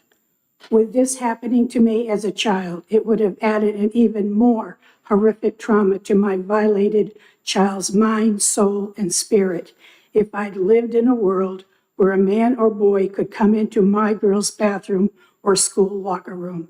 Even the thought of that possibility happening to a young child in a school today or a YMCA locker room is horrifying to me. I'm telling you right now, there are precious young girls and boys who are sexual abuse victims in this state, in schools, who will be traumatized once again if you don't vote yes on these three bills. If my voice for them today saves even one child abuse victim from this additional trauma, thank God. Nelson Mandela once said, "True character of a society is revealed in how it treats its children." I will end these words from Genesis 1, verses 26a and verse 27. Then God said, "Let us make man in our image, according to our likeness." God created man in his own image. He created him in the image of God. He created them male and female. My support and comments also are to apply to House Bill 1299 and House Bill 1447. Thank you, ladies and gentlemen, for your time today. God bless all of you and give you his wisdom as you vote yes on all three of these bills.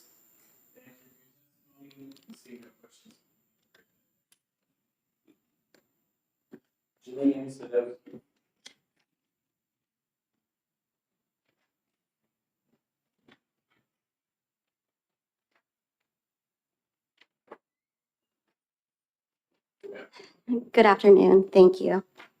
I'm going to start off with a rhetorical question. Let me ask each and every one of you, this personal question. Do you have a daughter, mother, sister, or niece, or a grandmother in your life? Take a moment to truly consider the women and girls you care about. Do you care about their fundamental well-being?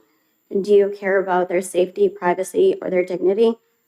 My 16-year-old daughter, like all women, deserves the unequivocal right to feel safe, secure, and protected in every public and private space.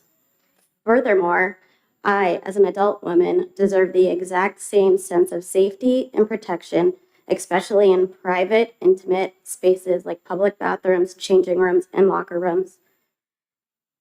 These are spaces where personal privacy is paramount, and they should be places free from any fear of intrusion, harassment, or discomfort. It's not just a preference, it is an imperative and moral obligation that we protect our girls and women. We must actively safeguard the physical privacy and emotional comfort of biological females. The question we must address as a community and as a legislator is this: why are the fundamental, long-established rights, comforts, safety of biological women and girls being consistently compromised, diminished, or dismissed to accommodate a very small specific group of individuals who, in this current climate, is genuinely actively safeguarding the well-being and privacy of these women and girls who constitute half of our population? We must, with clear intention and conviction, draw a firm line in the sand. This is a matter of common sense, fairness, and biological reality. Therefore, I urge you as members of this legislative body to please stand up for the women and girls of this state and unequivocally support House Bill 1217. Thank you.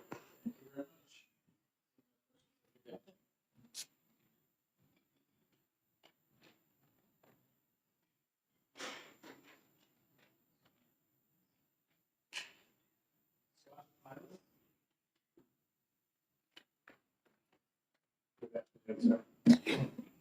Good afternoon, and yes, my name is Scott Files. Thanks for hearing testimonies today. I'm here from Somersworth, New Hampshire, in fierce opposition to this bill. Currently and historically, the trans community is being used as a scapegoat to draw attention away from other issues, to inflame emotions. We've heard it from the folks who have testified today in support of this bill.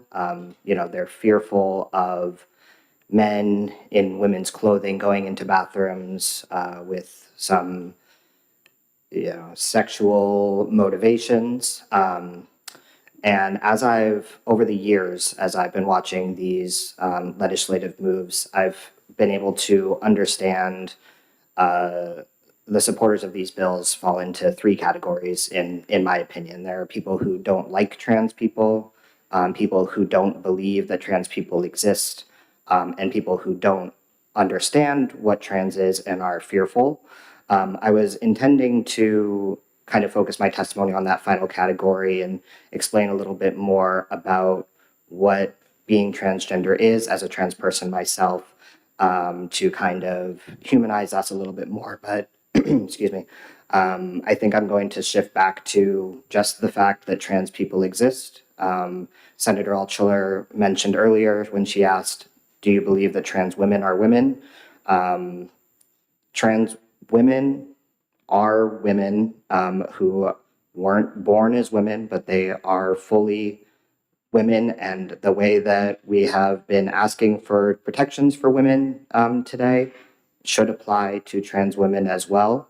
I am a trans man. I'm fully a man. I wasn't born male, but that doesn't detract from my identity or my existence as a man in this state.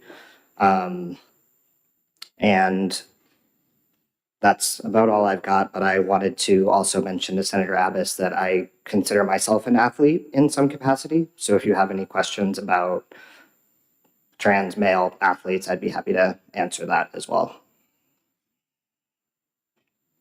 Oh, sorry, just a quick question. You said you had your three groups here locally. Do you think it might just be fathers concerned with their daughter's privacy and the wife's privacy? And they're not thinking at all about the second offense. It's just really, they're looking for privacy rights for their daughters. Have no real need for this here. I can see that, but as written, this bill would significantly and disproportionately affect the transgender community. So if their motivations might not be targeted in that way, but I believe it's relevant. Thank you, Mr. Chairman. And thank you for taking my question. I asked the previous witness about how often a biological woman who becomes a trans male plays on the male team, and how often that occurs. I think he's referenced a study that only studied the reverse, but it suggested that after 12 months of hormone therapy, the playing field would be equal. I didn't know if you know of any circumstances where that and the opposite would be accurate. I know, or at least in my understanding in articles I've read, research that's been done, and the focus is usually on trans women. So people who are born and maybe went through male puberty, who then have gone through hormone replacement to go in the opposite direction. I can speak to my own personal experience as someone who was born and assigned female at birth, went through female puberty, played on women's sports teams my whole life. When I started taking testosterone as part of my social and medical transition, I felt differences in my body. I got stronger, faster.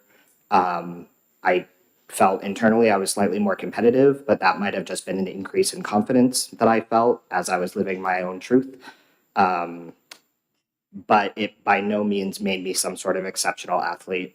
It just kind of shifted my skills on the playing field ever so slightly, but it didn't make me into some Olympic male all-star by any means. And I don't believe that folks who go in the opposite direction would also experience some sort of advantage disproportionate.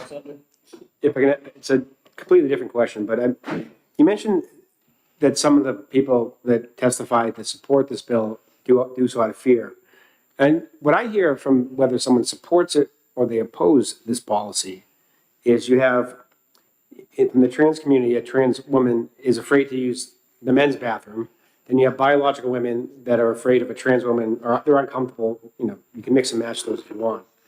They're uncomfortable if a trans woman uses the girls' room. So I'm hearing I'm hearing both sides, even though in opposition, I perceive as saying the same thing. They raise the same concern. So I'm just wondering if what your thought is on that. My thought is that the fear of a man going into a woman's restroom or a trans woman going into a men's restroom, as would be forced to happen if this bill were passed, the fear is of men performing assaults of some sort in either space.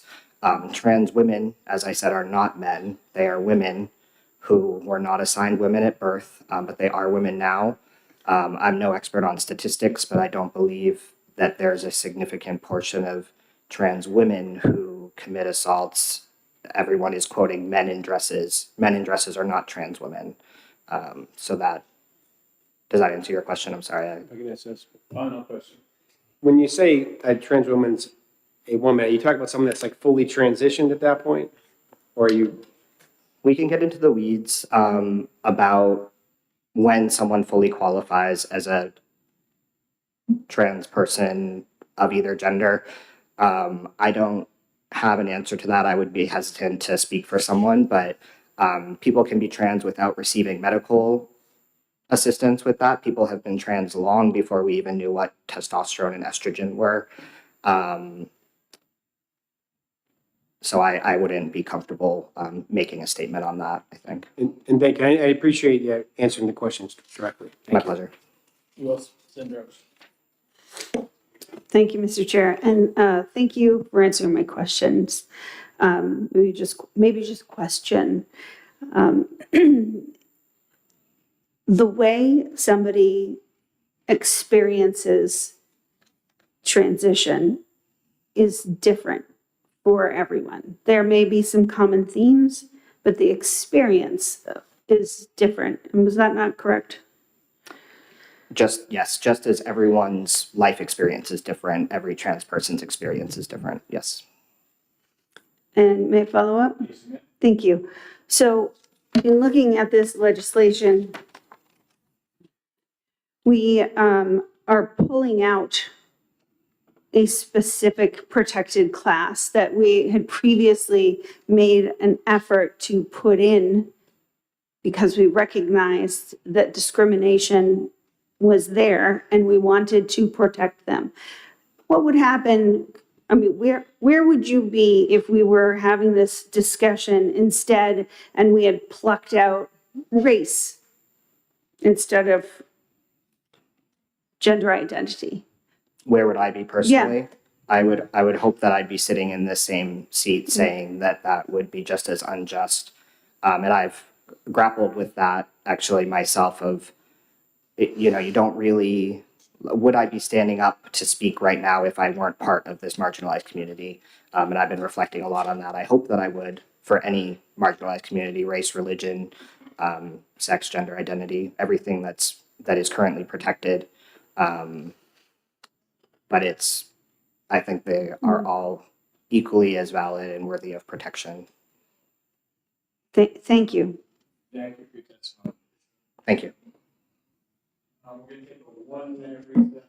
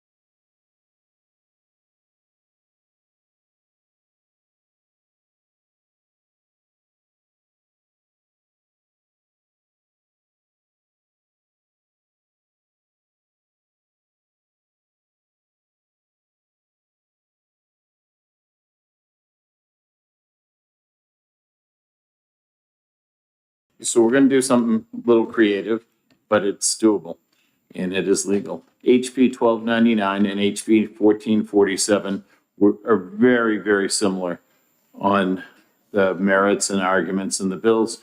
So we're gonna combine the hearing rather than go to 7 or 8 o'clock at night like we've been doing. And if anyone who has already testified, they could testify again. But when you're testifying now and for the rest of the evening, 1217, 1299, and 1447, you're testifying for all of them for judiciary. Yes.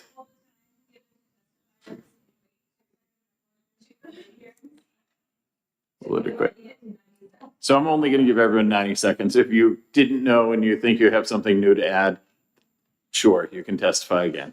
If you don't have anything new to add, would be appreciated if you just left it as is, but we'll probably still go another hour or two here. But so as not to go 3 or 4, I only have the staff for a fixed amount of time.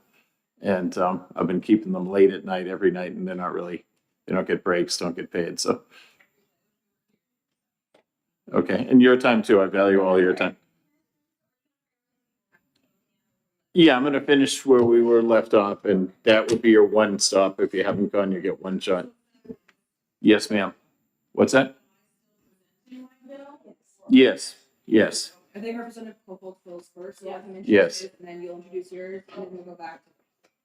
And then once we get the sheets down a little bit, we'll be okay. And let's just get started. Let's get started, and trust me, everyone's gonna be able to talk, and if you spoke already, like the chairman said, you get to come, we'll call you again in case your testimony, you want to address one of the other bills that we're opening now, so. That would be even better. So just give me 1 more minute and we'll go. 1 more minute and we'll go. Yes, ma'am.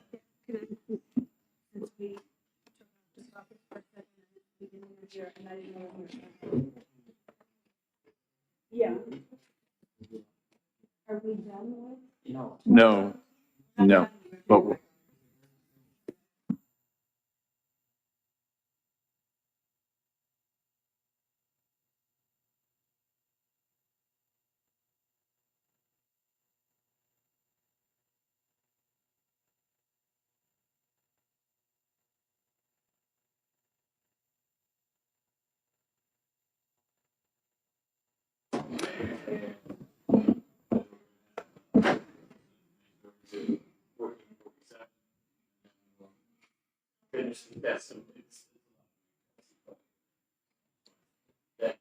Thank you, Mr. Chairman, and thank you, members of the committee. For the record, my name is Jim Kofalt. I represent Hillsborough County District 32, comprising the towns of Wilton, Temple, and New Ipswich. I'm going to try to keep this very brief because I know it's a long day, but I guess I want to start out with a statement about some of the comments that have been made on both sides of this imply a fear, a dislike of trans people. That is absolutely not my intention with this bill. My biggest concern is the privacy and safety of women and girls, and that doesn't necessarily always apply to a trans person using the bathroom that corresponds with their identity. Sometimes it is somebody who has never made any pretense whatsoever of being a trans person, simply creating a situation where they seek to use another restroom and nobody wants to put a stop to it because they are afraid of a lawsuit. What this bill does is it strikes what I think is a common sense balance that does treat every person with dignity and respect, but it also recognizes that there are several narrowly defined circumstances where classification based on biological sex does serve a compelling state interest for privacy, physical safety, and fairness. So specifically what this legislation does is in 3 scenarios, it applies to multi-person lavatory facilities and locker rooms, intimate spaces. It applies to athletic competitions where physical strength, speed, or endurance typically give biological males an advantage. And it applies to houses of correction, detention facilities, prisons, juvenile centers, and other institutions where people are involuntarily incarcerated. The bill explicitly states that these three scenarios, separation by biological sex, does not constitute unlawful discrimination on the basis of gender identity.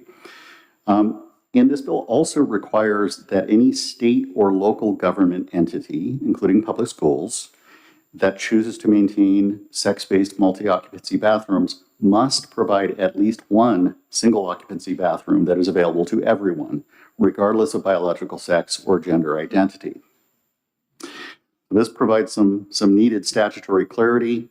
It protects privacy and safety of women. It ensures fairness in women's and girls' sports. It reduces risk in sensitive institutional environments, while it preserves the broad protections that we have in our state against discrimination.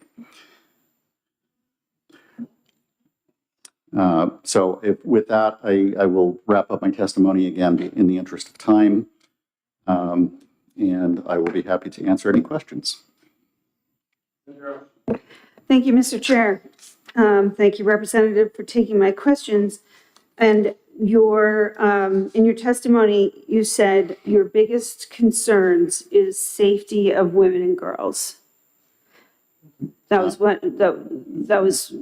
your motivation for this. That is a serious concern, yes. Okay. And so are you concerned with transgender women and girls and their safety? Thank you for the question. So what am I concerned with their safety? I am. And so I guess my view on this bill all along has been there has to be a way in a world where norms are changing, there has to be a way that we can all get along. And I think that there is a path to do that that preserves the safety, dignity, and respect of everyone out there. But right now, there are young girls, like a young girl in Milford, 12 years old, who was systematically harassed in the girls' locker room at Milford High School over and over again by a 17-year-old boy who was claiming to be transgender, also had a girlfriend, so he was claiming to be a lesbian. This was bullying, and it was a case of bullying where I think there was a considerable fear of doing anything about the situation because this person sort of acted under the protection of a threat of a lawsuit. These are the kinds of things that I think we need to get away from. What this bill does is it gives local decision makers the latitude to make reasonable, common sense decisions about how to proceed with these kinds of situations. Again, can we all get along? Is there a way for us to live together and as best we can navigate a path that makes everybody reasonably happy? May I follow up? So in the instance that you just noted, are you claiming through that instance that transgender girls get a free pass to bully? That, you know, that administrator couldn't address what was a bullying situation according to the way you told the story? And I don't know this story, not seen any news articles, so this is news to me. But the way you described it is that the administration took no action because one of the student doing the bullying asserted they were transgender. And so are you saying that the danger is that transgender people get a free pass on bullying? I am saying that under these particular circumstances, I think that a contributing factor to the inaction by the administration was a fear of lawsuits. May I follow up? Did that come up at school committee meetings, or is that just something you extrapolated? It did come up at Milford's school board meetings. So,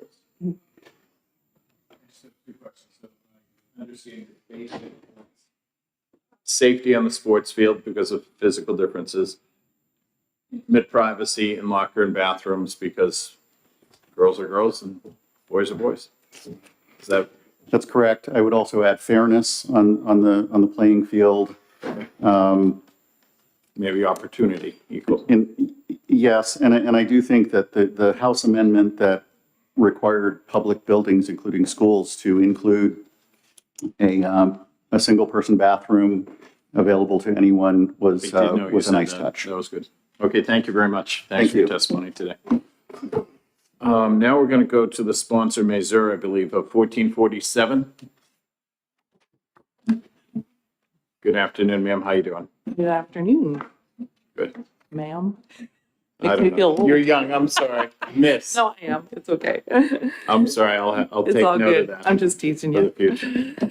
All right. Thank you, Mr. Chair and members of the committee. For the record, my name is Lisa Mazur. I represent Hillsborough District 44, the towns of Goffstown and Ware. And I'm so used to looking around the room, so I'm going to keep focused here. Doesn't bother me. Yes. So progressive groups in New Hampshire claim the concerns about privacy in girls' spaces are exaggerated and that none of it is happening. I can tell you from direct experience, it is happening.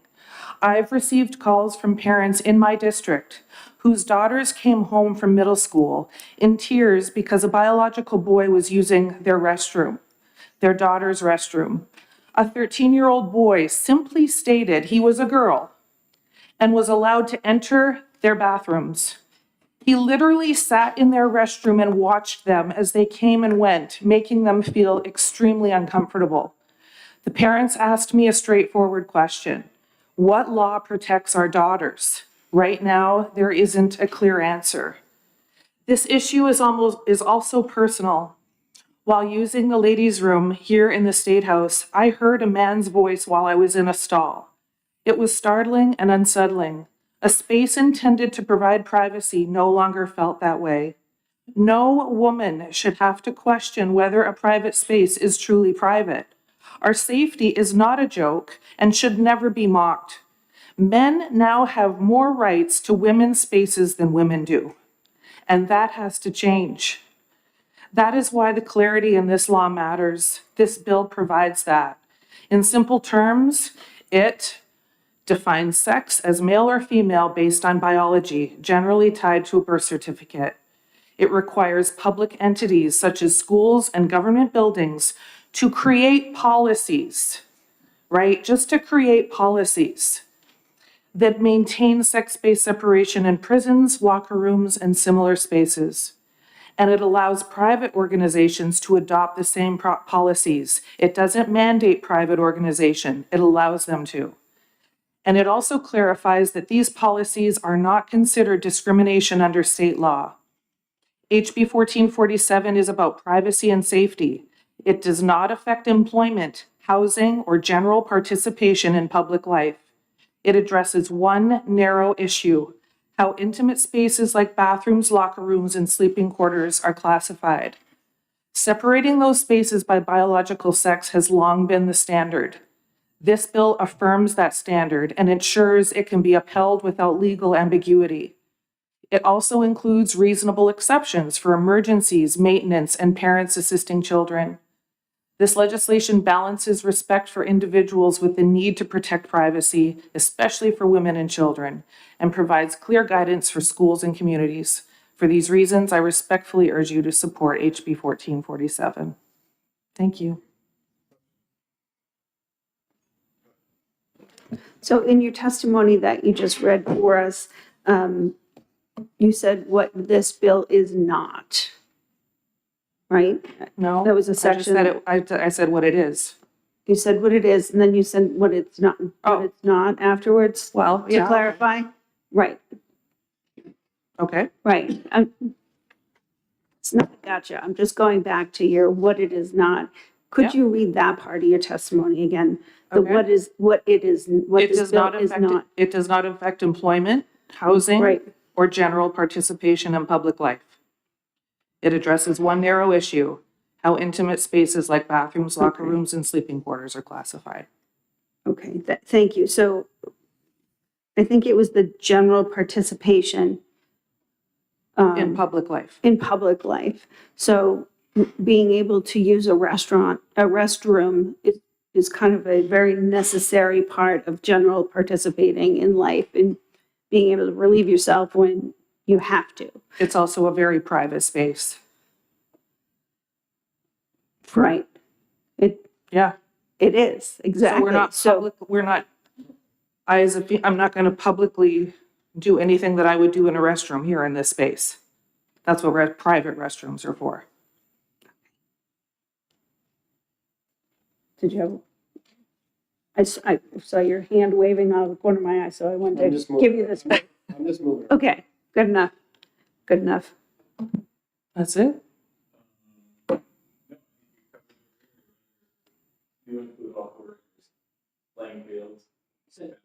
I'm sorry, not playing fields, actually sports It's arena. not, yeah, I was wondering what wasn't in there. Yes. I was in the other No, bill more. yeah, than there. it's- So not playing fields, Right, locker rooms, bathrooms. yes, Are you prisons too? yes, Okay, yes. awesome. Thank you very Yeah, much. okay, thank you Appreciate very it. much. Thank you. We're gonna go back to my first list and finish going through that, and then we'll go onward. Tanya Krieger?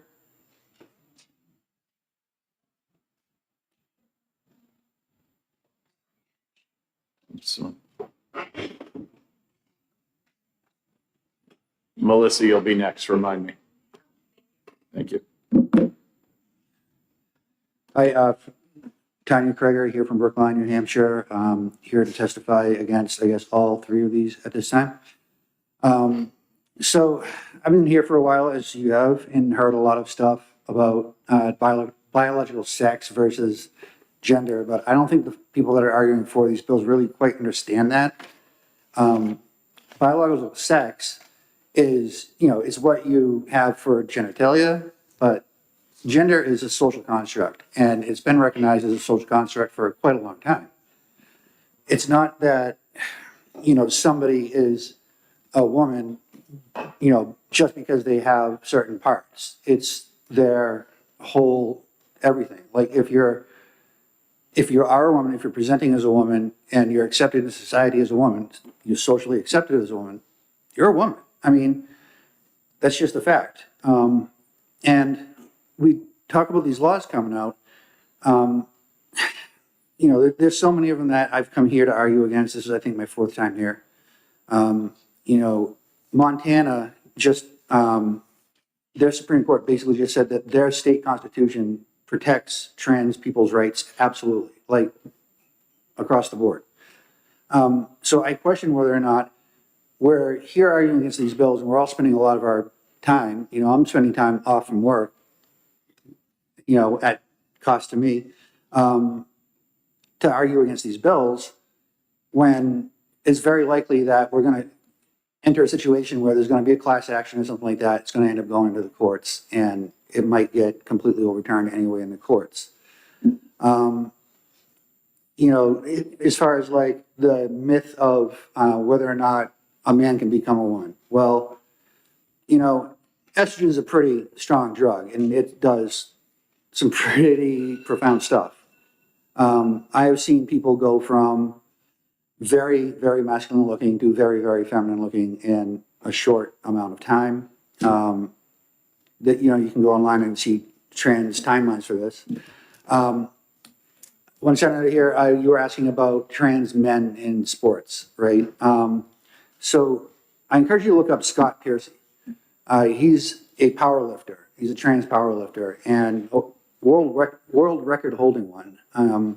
So yes, indeed, being on testosterone and transitioning from female to male can get you there as far as a massive competitive advantage over women. By the same token, I've been on HRT and estrogen and testosterone blockers for over a year now. My record going up and down the Monadnock is 2 hours or a little under. I tried to climb it last weekend. Took me 3 hours and I only made it halfway. So yeah, if you're on testosterone blockers and estrogen, or even just testosterone blockers, I believe, you don't have a competitive advantage. You have a competitive disadvantage, honestly, because all of this size that I had that I put on when I was, I used to be a power lifter. I used to be into CrossFit. All this size that I'm putting on now is I'm losing all the muscle. It's converting to fat. So not only do I have more weight to pull around, but I have less muscle to do it with. So it's not an advantage, being transgender on, you know, especially if you're a kid, you know, at that level, you're competing at this level, you know, you're not going to have any kind of competitive advantage that's going to make that big of a difference. And if you're kid, or if you're a kid that is like varsity material or potentially like major league material, you're not going to be in like a regular public school. You're going to be in some kind of private special school where you're going for that coaching. If you could wrap it up, I'm sorry. All right, sorry. Thank And, you know, and the last thing, I heard somebody over here say a minute ago, generally based on birth certificate. So I just wanted to like leave you with this. I should be getting my birth certificate from the state of Maryland in the mail with a female gender marker on it any day. So, thank you. Questions? Senator Abbas has a question.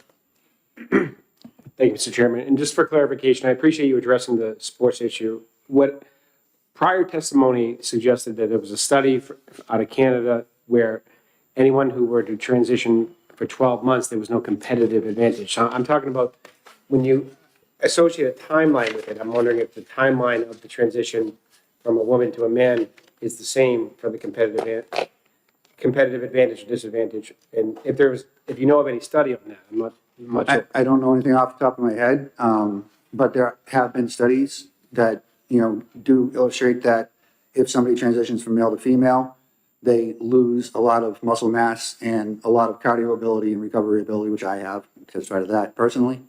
And I can also testify to, you know, if you look at somebody like Scott Piercy, or if you look at even my brother who went on HRT to replace testosterone, he's bulked up quite a bit since he started doing that. So, you know, there's a reason why testosterone is not allowed in professional sports for anyone. It's banned because it's a performance enhancer.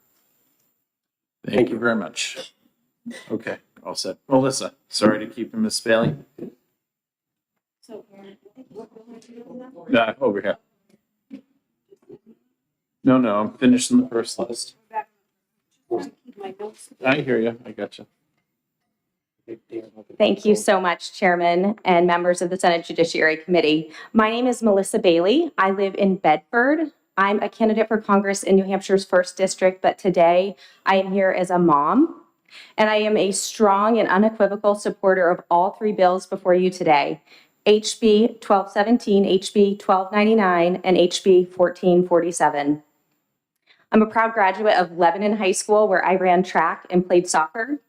Back then, I didn't realize that I was benefiting from generations of women who had fought so that I would have the protections and the right of safe and fair spaces. I also could have never envisioned that now, just 30 years later, my own daughter, a senior in high school and an athlete just like I was, would have those same protections stripped away from her. Last November, Paula Scanlon spoke at UNH. She's a former University of Pennsylvania swimmer who was forced to compete against and share a locker room with Will Thomas, a biological male. Paula and her teammates, young women in the most vulnerable state, were forced to undress and change in front of a large-framed 6'4" male 18 times per week. That's horrifying. But what has stayed with me most from hearing Paula speak is that she kept waiting for one of the adults in her life, her coaches, her administrators, the teachers, to step in to protect the girls, but those adults never did. In fact, they silenced and shamed the girls who tried to speak up and defend themselves. I refuse to be that adult.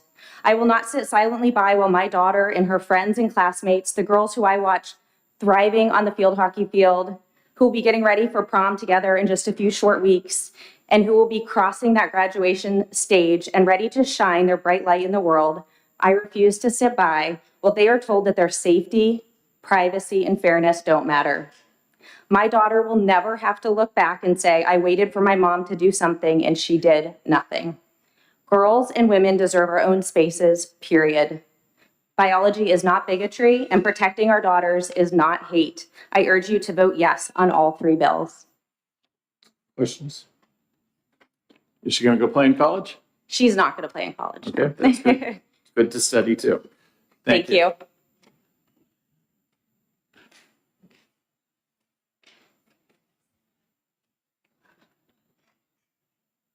Simon Price. Simone, Simon, B.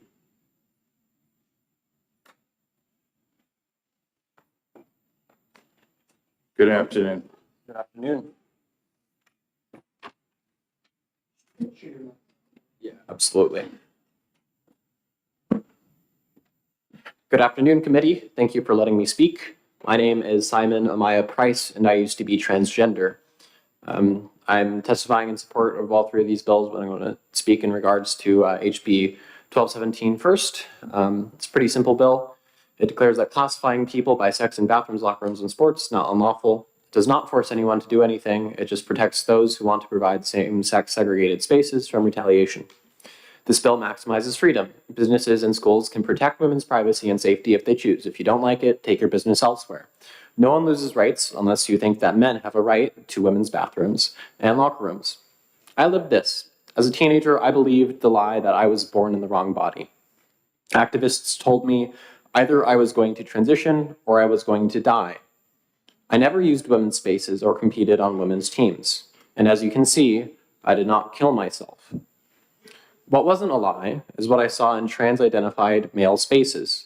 Heavy overlap with incel culture, extreme misogyny, and a practice known as transmaxing, transitioning specifically to get easier access to women.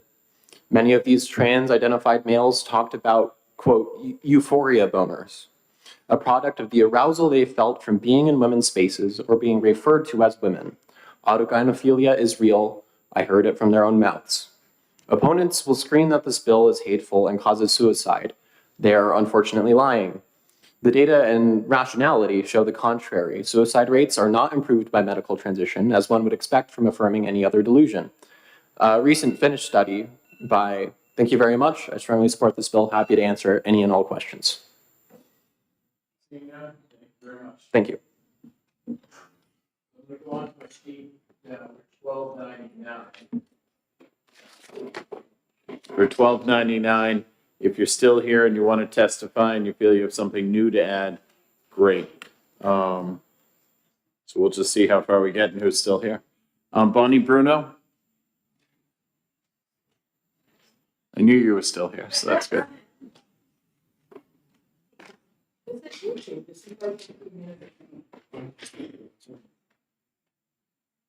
Yeah, I hear you.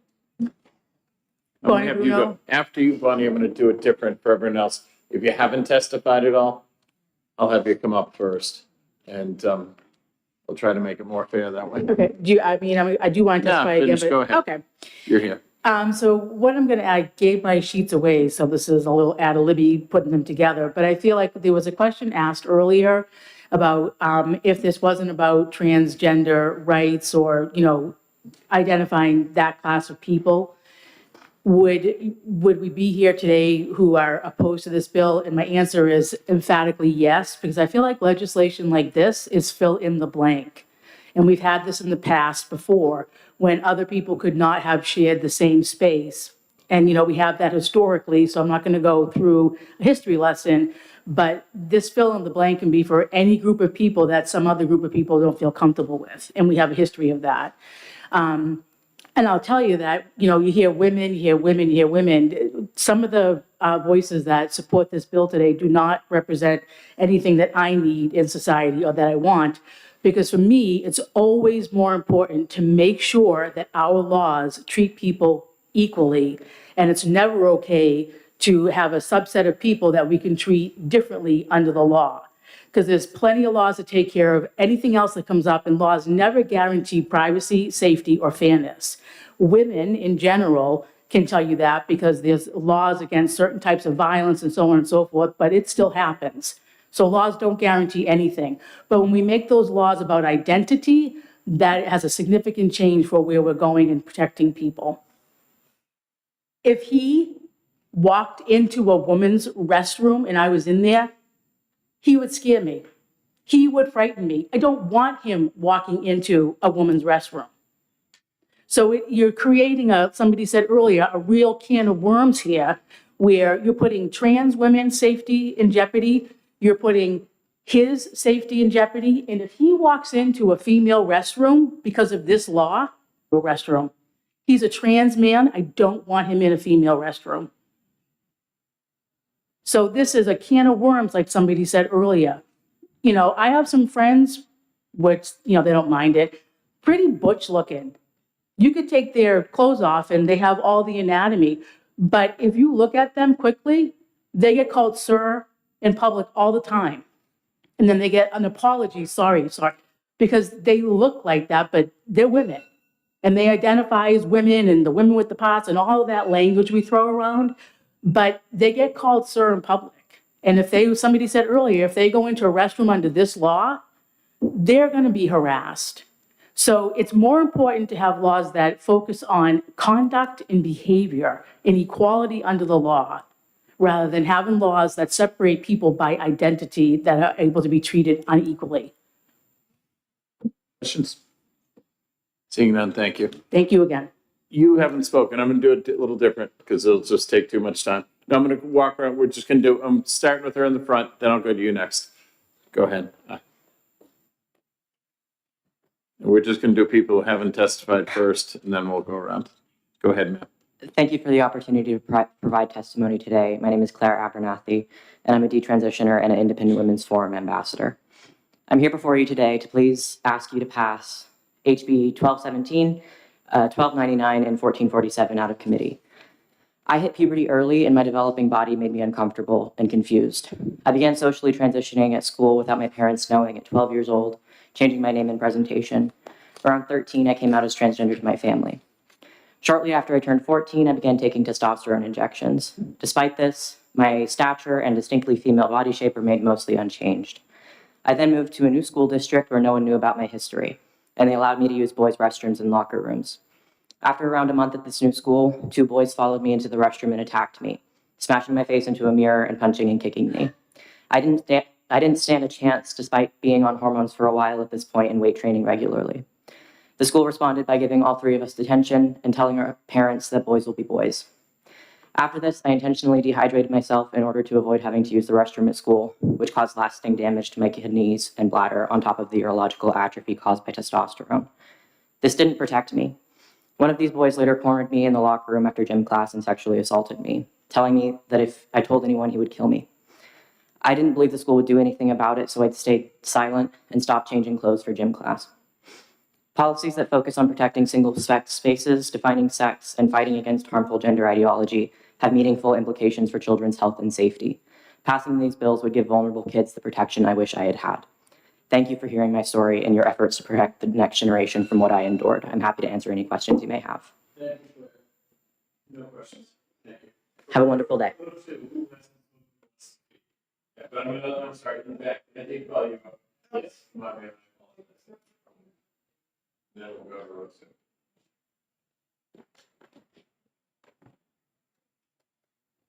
Thanks for your patience. Absolutely.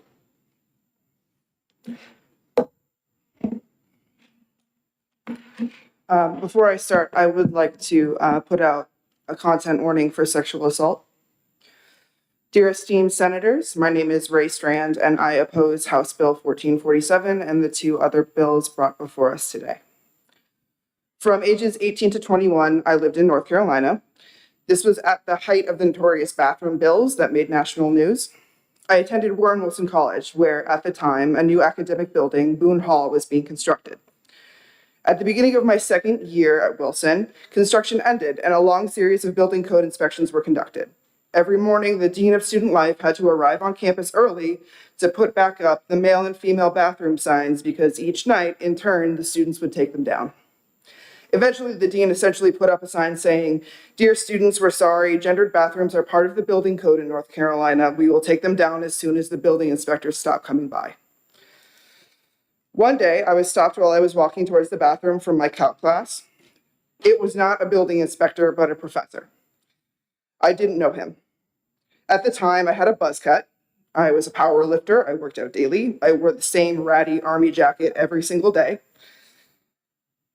He said, "Excuse me," and as I turned around, he apologized upon seeing my soft face and feminine features. "I'm sorry, ma'am," he said. Please note that in the South, they actually say ma'am as a term of respect. "I'm afraid the inspectors will cite us if they see someone like you going into a certain bathroom." Representatives, whatever you mean by biological woman, I meet that definition. I have a vagina, I was born with it. I have breasts and a uterus, and I menstruated every month from the age of 11 until now. I am the person you are claiming to protect. And yet, if HB 1447 passes, people like me will be stopped again in New Hampshire, just like I was in North Carolina. Someone like you, he said. Someone with XX6 chromosomes and an F on my driver's license. Representatives, I know I'm going over time, but this is very important that you hear this. I'm going to tell you something that very few people know. When I was 21, I was sexually assaulted in a shower. He held my head underwater. All the screaming in the world only brought more water into my lungs. He wanted me to die so that I couldn't tell anybody. A man attempted to drown me. He did not need to put on a dress or lipstick or trick me into thinking he was anything other than the angry, power-hungry sadist. He was. I cannot stress this enough. Men just rape. They don't need an extra charade to do it. They are protected, maybe not de jure, but definitely de facto, by society. You are creating a crisis that does not exist while ignoring the one that does. The last trans woman I met in a public restroom complimented my eyeliner and borrowed my Doc Martens because her kitten heels were pinching her feet and I happened to be the same shoe size. People like me, he said. I would like you to pass bills that put men like the one I survived into prison. Not force Lila, the kind woman who just wants to piss in peace, in front of a urinal. Thank you, and don't be like North Carolina. I am open to any questions. Seeing none, thank you. Sorry for your experience. Row 2, first one. Come on down. It's your first time, right? I'm sorry, Representative. I didn't see your tag. I should have caught you. We got too many sheets going on. Good afternoon. Good afternoon.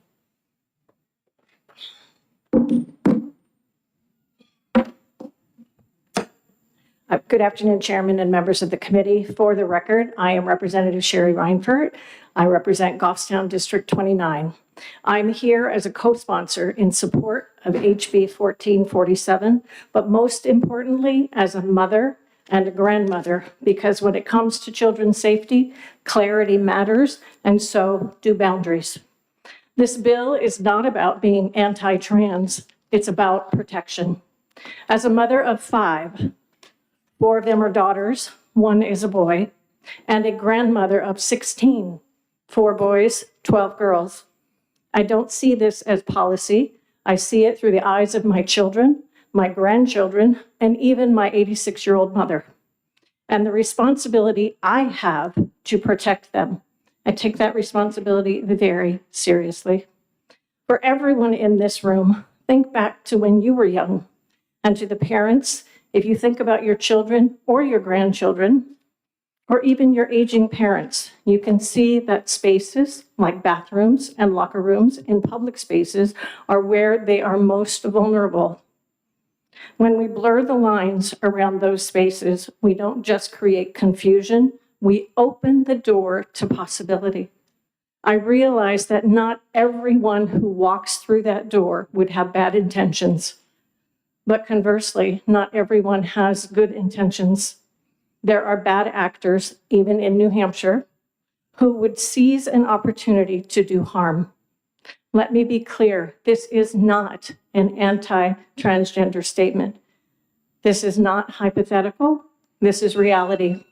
HB 1447 does something very important and very simple. It closes the door to that possibility. It establishes clear, consistent boundaries that protect privacy and reduce risk before harm ever has a chance to occur. There is no circumstance where I will ever be comfortable with the possibility of a grown man sharing a private space with one of my young grandchildren. As legislators, our responsibility is not to react after harm happens, it is to prevent it. This bill allows us to do exactly that. When my granddaughters walk into a locker room or a restroom, they shouldn't have to think twice. They shouldn't have to question who might be in there. They should just feel safe because the adults in this room made sure of it. Please close that door on this possibility. I respectfully ask for your support of HB 1447. Thank you. Thank you very much, Representative. Senator, yes, go. Yes, thank you, Mr. Chair, and thank you, Representative, for taking my question. If one of your grandchildren were transgender, how would you be protecting them from a bill like this? I would tell them that they would find a space that is appropriate for them to go to the bathroom. I don't even pee in front of my husband. So my grandchildren, if they were to come to me and say, this is what I am, I would counsel them that there are ways that they would not feel safe, because it's not just the safety of my grandchildren, your parents, it's their safety as well. And the person that just testified before us was an example that she too was bullied. And so what I would say to my grandchildren is there are spaces that you can go. There are there are accommodations for you so that you won't feel unsafe. And that, I think, is our responsibility. Follow-up, Senator? Yes, please. Sure. So in creating, I guess, a separate but equal space, is that not just capitulating to the people who feel that they are just afraid of transgender people in general, so that they don't want their discomfort to get in the way of whatever it is they got to do in the bathroom, and they need transgender people to go somewhere else? But is that not, in your word, capitulating to the people who feel like we should be accommodating? Is that not capitulating? Because there are accommodation and there are resources that are available so that everybody feels comfortable. Final question, Senator? Final question is that, this bill is carving out of a protected class and carving them out for protection and leaving them out because we just want to do a little bit of discrimination? No, this isn't about a discrimination. This bill, 1447, is about public places creating policies where they would either provide accommodations for people who are not comfortable in biological sex restrooms or those that are. So it's about creating a policy. Do you think that worked out well with the water fountains? Thank you. Thank you for your testimony. I have a question for you. Sure. So you had 4, very daring. I thought I had a lot of 3. And then you got all those grandkids. So you're trying to have a privacy interest protection, and you think it's a compelling state interest? 100%. Great, thank you very much. 100%. Mm-hmm. Back to row 2, whoever hasn't gone, or row 3, if you haven't gone, testified at all. Thank you. And then I'll come back to Beth. I'll come back to you. I didn't think you wanted to speak on the last one, but you want to do this one. We'll come back to you next then. Good afternoon. Just press that red button since you chose that chair. Very good. Thank you. Introduce yourself to us. Thank you, sir. Yeah, thank you. My name is Ty Thompson. I am a transgender person. My pronouns are they, them. I'm a resident of Nottingham, New Hampshire. I'm opposed to all 3 of these bills. They unfairly target the transgender community in New Hampshire and are fueled by a vocal minority intent on sowing fear and based in misinformation, unfounded stereotypes, and use language that persistently denies the existence of trans people. Routinely, people get up here and talk about men in dresses. That denies the existence of trans women who exist. This legislation is particularly dangerous because it allows for individual and institutional choice. To discriminate by legalizing individual choice in enforcement, you are effectively deputizing the public to police gender. This will serve not only to increase the surveillance of all women's bodies, but foster a deep mistrust. Policing of women's bodies only serves to increase risk for women across all aspects of daily life, across time. Laws that impact body autonomy for women, whether they be cis women or transgender women, are correlated with an increase in intimate partner violence, homicide, and assault for women. I read the comments online when advocacy groups call for testimony for bills like this, and they've done so time and time and time again across years and years. And what I read are threats of violent personal response based on imagined threat that is not real in their daily lives, a threat based on the misinformation that's been being sown in our public discourse. It's an intentional use of othering that's been part of a national political strategy. There are already laws to protect against harassment and safeguard folks for safety and privacy.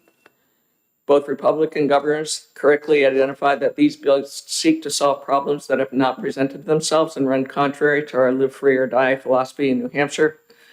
By explicitly exempting biological sex-based classification from our laws against discrimination, the state is signaling that certain citizens are less deserving of protection and participation in public life. When we legislate discrimination in one area, we erode the integrity of our human rights framework, and I urge you to follow the lead of our state's executive leadership and vote ITL on all of these bills.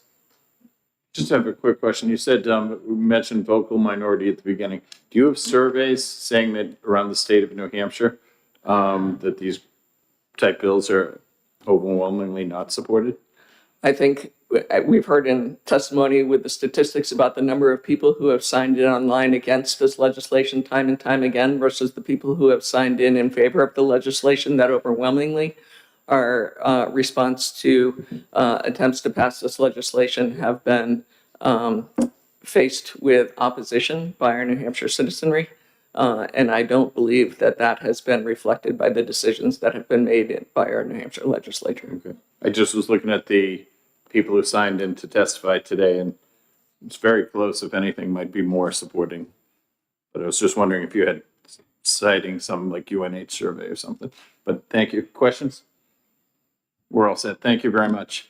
Who did I neglect? Okay, so me, I'm in the black. Thank you.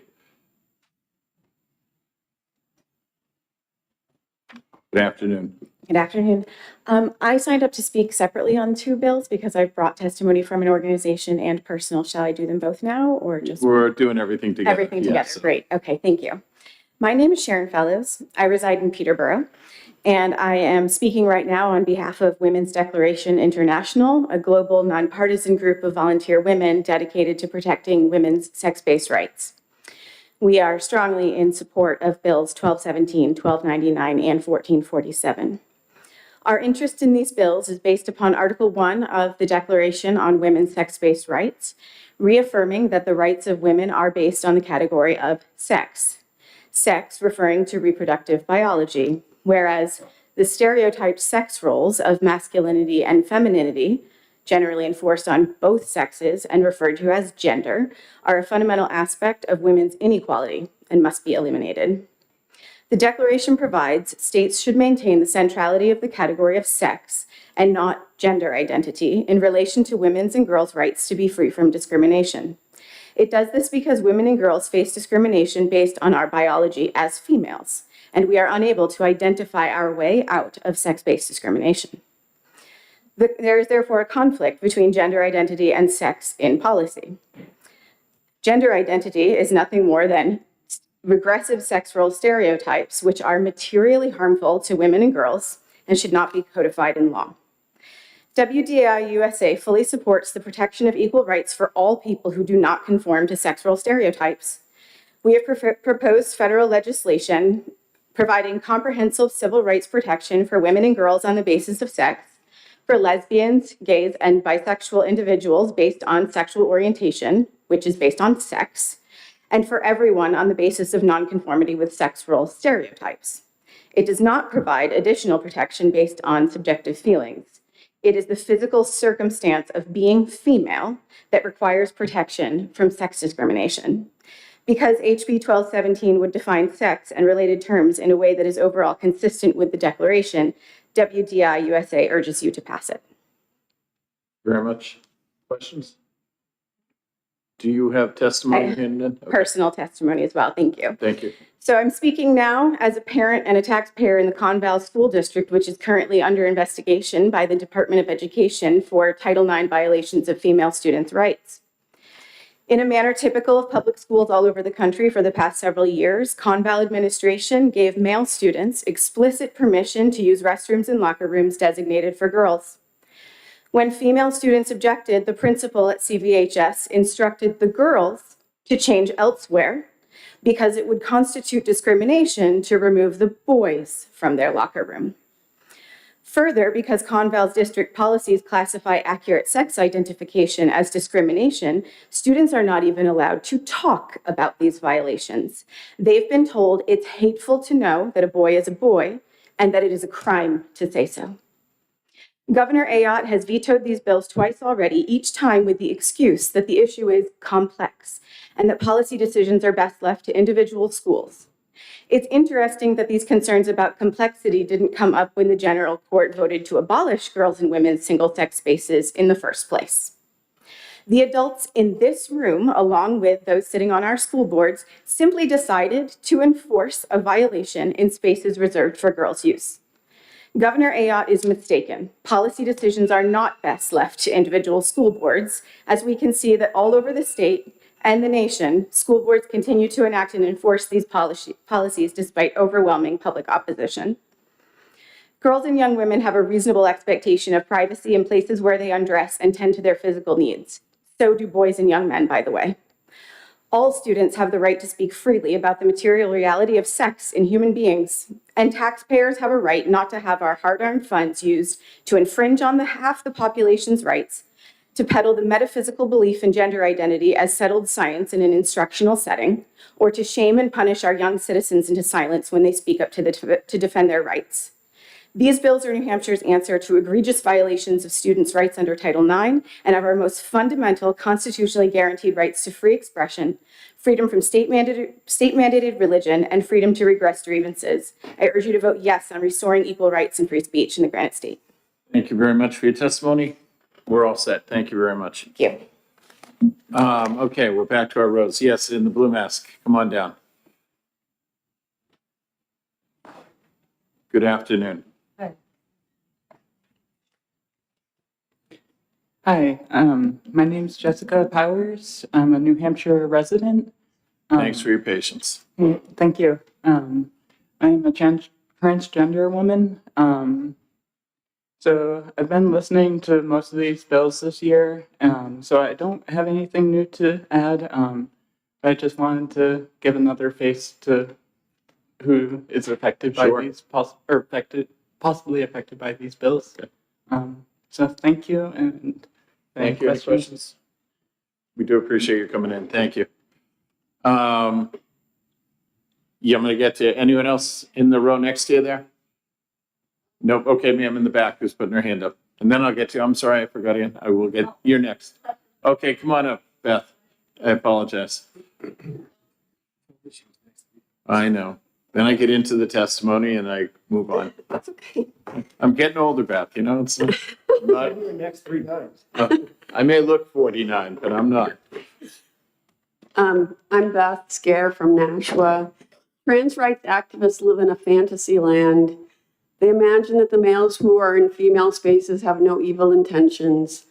That delusion was blown up when former Nashua Rep. Stacey Lawton, the first transgender legislator in the U.S., was arrested and convicted for sexual crimes against children. A large percentage of trans-identifying males have autogynephilia, which is a sexual fetish where heterosexual males get sexually aroused from presenting themselves as women. There are many more such cases of trans-identified males being sexual predators. You can easily find them on the internet.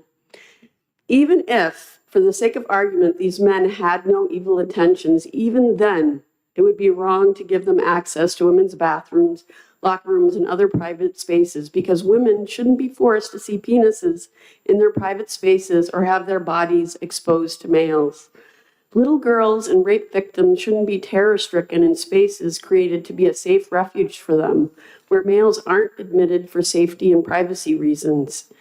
In recent testimony to the House Judiciary Committee on SB 552, Hazel Kane, a man pretending to be a woman, said, "If you are a woman with a vulva and you are uncomfortable seeing a woman with a penis, too bad. You have to get over it." Some people are going to be uncomfortable. We cannot let their implicit biases, their irrational fears, their own trauma history take away rights that other people are entitled to under the law. And later in the hearing for HB 1442, he said, "I think it's important to know my dignity means more to me than I think privacy means to any cisgender woman supporting this bill." He said, "I will go into women's spaces and I will not be deterred. This is dangerous and extreme entitlement. And you have a trans-identified male coming to the State House and telling you that to your face.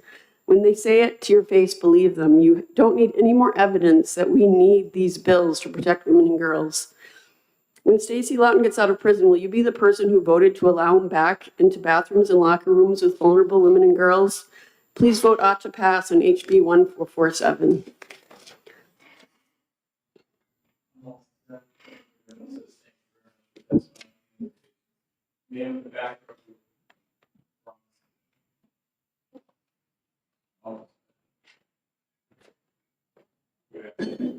Hi.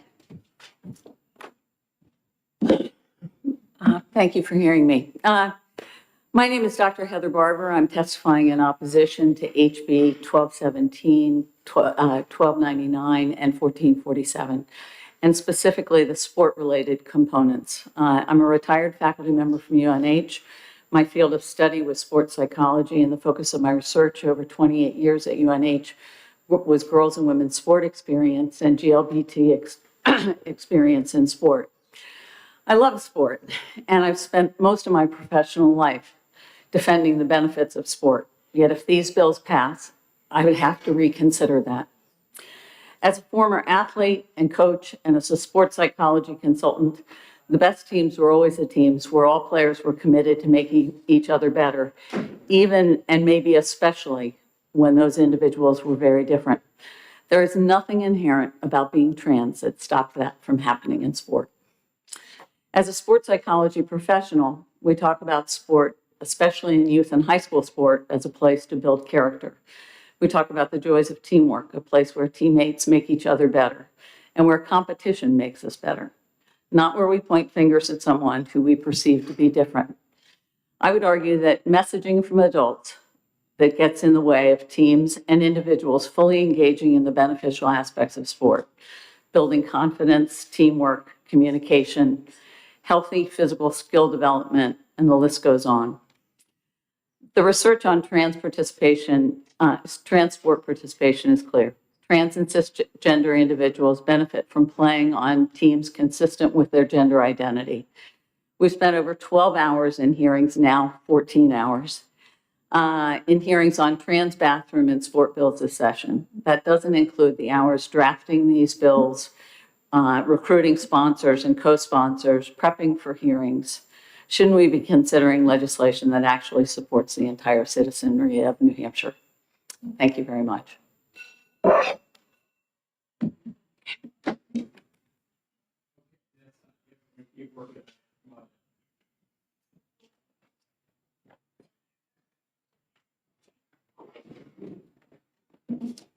Good afternoon.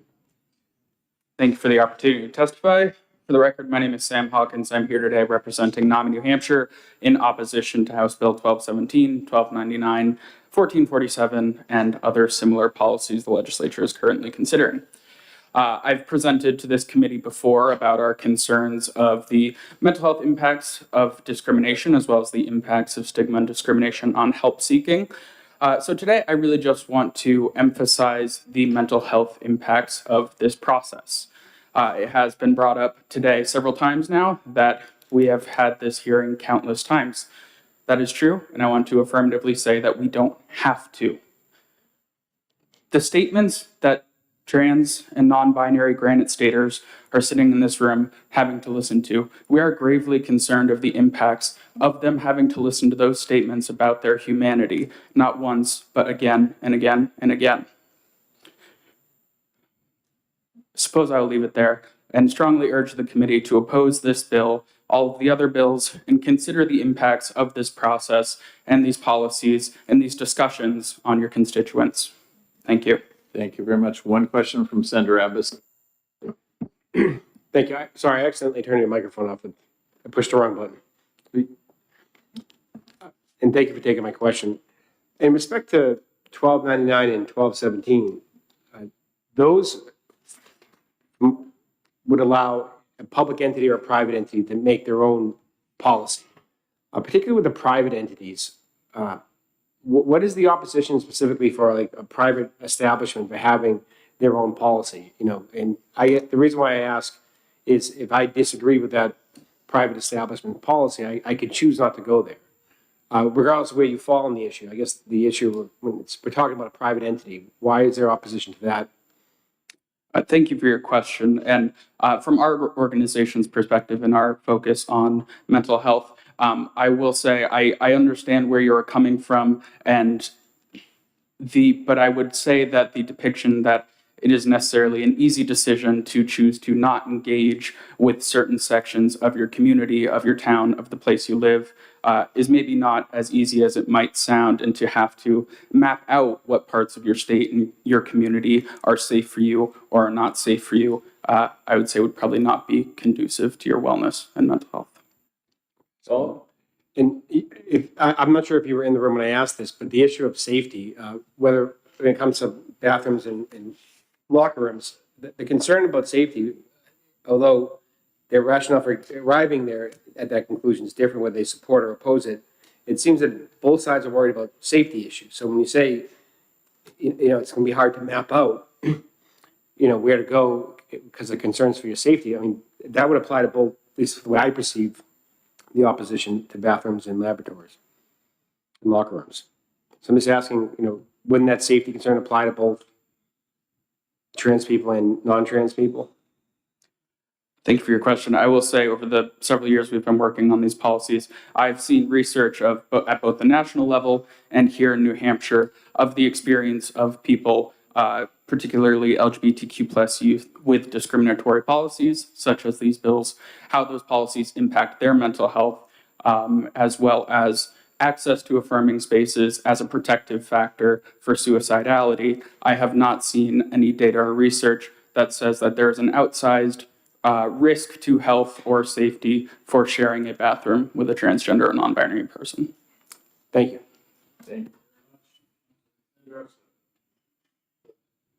Thank you, Mr. Chair. Thank you, Sam, for taking my question. Really appreciate it. And thank you for bringing up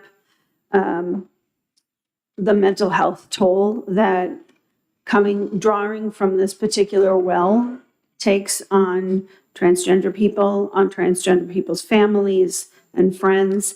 And would you say that since we're going to have 16 bills over the course of this session, and all of, like you said, the preparation and the rhetoric around it and the fear mongering that builds from it, that this is a form of stochastic terrorism? Thank you for your question, Senator. I don't know that I have the full definition to necessarily agree with that statement, but I will say it would not be speculation for me to say that we see through working with advocates in our partner organizations, we hear from community members that people don't feel comfortable coming to the State House, participating in these discussions, defending their rights, and they are leaving the state. And I do think it has a huge impact, not just on members of the LGBTQ plus community, but their families, friends, and loved ones. So, may I follow up? So you talked about hostile public rhetoric, repeated amplification across communication platforms, people that are telling you that they're afraid to come to the State House? I'm definitely not wandering, sir. I'll get to my point. Thank you. I've made notations for this question, so thank you. You're talking about people who have disclosed to you in your professional capacity that they don't feel comfortable coming to the State House anymore because of this amplified rhetoric? For your question, not solely on this issue, but largely due to the political environment and the environment of the legislature and the hearing process, people do find it difficult to engage with at this point, largely as a result of the rhetoric of speakers. Yes. Right. Would you like a final question, Senator? I would. Okay, take it. So when we have this kind of rhetoric coming from the State House, and then it bleeds out into the communities, and it's coming from executive orders from the White House, would you say that that's a coordinated? You're testifying for him. If he could. So if you could I think that we've just if you could let established. the witness just testify, ma'am, that would be better. Thank you. Yeah, I think we've just established that people are afraid. That's what I just said. We are getting rhetoric from the White House in the form of executive orders. Those aren't, I I'm think not you're making way that off. up. I think you're way off subject matter. Thank you, Sam. Have a good day. Thank you for the opportunity. Next. So. Yes, in the back, who hasn't gone at all? No, you went once, right? I'm trying to get everyone who hasn't gone first. Yes, come on up, ma'am. I know, I'll get them. I get this woman. Who hasn't gone? Ma'am, you can come up then. Did you already have one turn, ma'am? Yeah, so I'm gonna let her go next. And I'll get back to you. We'll come back. I'll stay as long as you need. Thank you, ma'am. Go ahead. Thank you, Representative. Your badge is different. I did Thank not you. know. I thought it was a different badge. I lost my original badge. Oh, okay. Yeah, they gave you a bad facsimile. Yes. Like Representative Pruden Holmes, I can tell hers from a mile. Go ahead.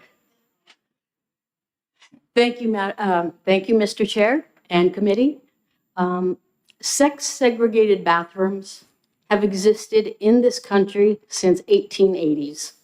Massachusetts passed the first law requiring separate facilities for men and women in 1887, based entirely on biological sex, not identity, not feelings, biology. The word gender as a social concept distinct from biological sex didn't even enter mainstream usage until the 50s or 60s, promoted largely through the work of discredited psychologist John Money. So when opponents of this bill act as though separated spaces are some new discriminatory invention, they have it backwards. What is new is this redefinition. What is new is the confusion, and I'd argue that confusion is not accidental.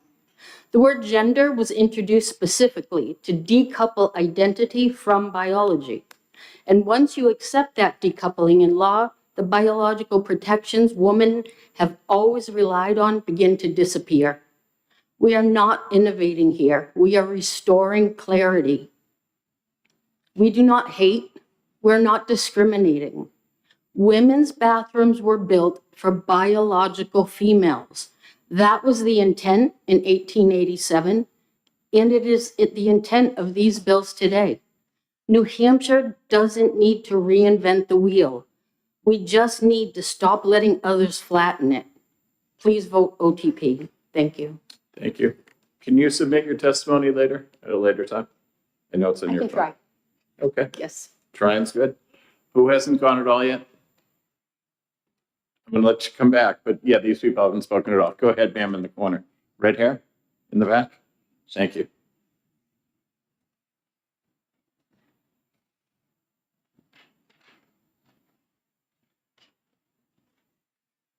Good afternoon.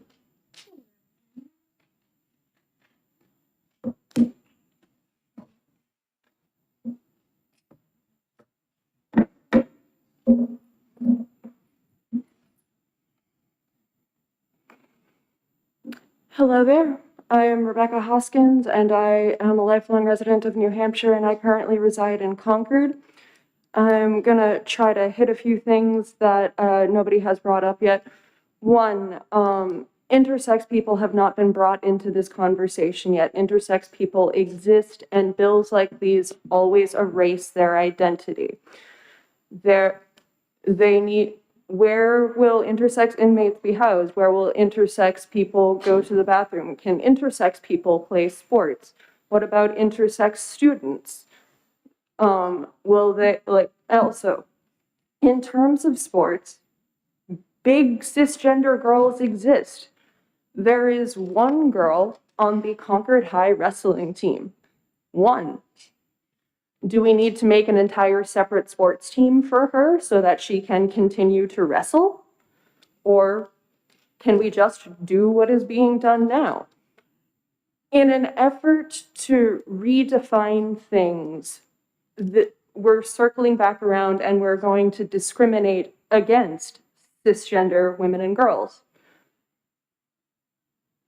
I am one of the gender non-conforming people that, look at me. If you didn't know my legal name, if you hadn't heard me speak, if you just saw me in a bathroom, would you be able to know what my biological sex is? In my experience, the answer is often no. People have gotten confused. People have asked me. Also, there have been representatives in the New Hampshire State House who have been quoted as saying that the purpose of legislation like this is to drive people like us from the state. And as was previously testified, people are leaving. This is my home. I was born here. I love it here, and I'm not going anywhere. Thank you. Thank you for your testimony. Seeing no questions, have a good day. Who hasn't spoken at all yet? Come on down, ma'am.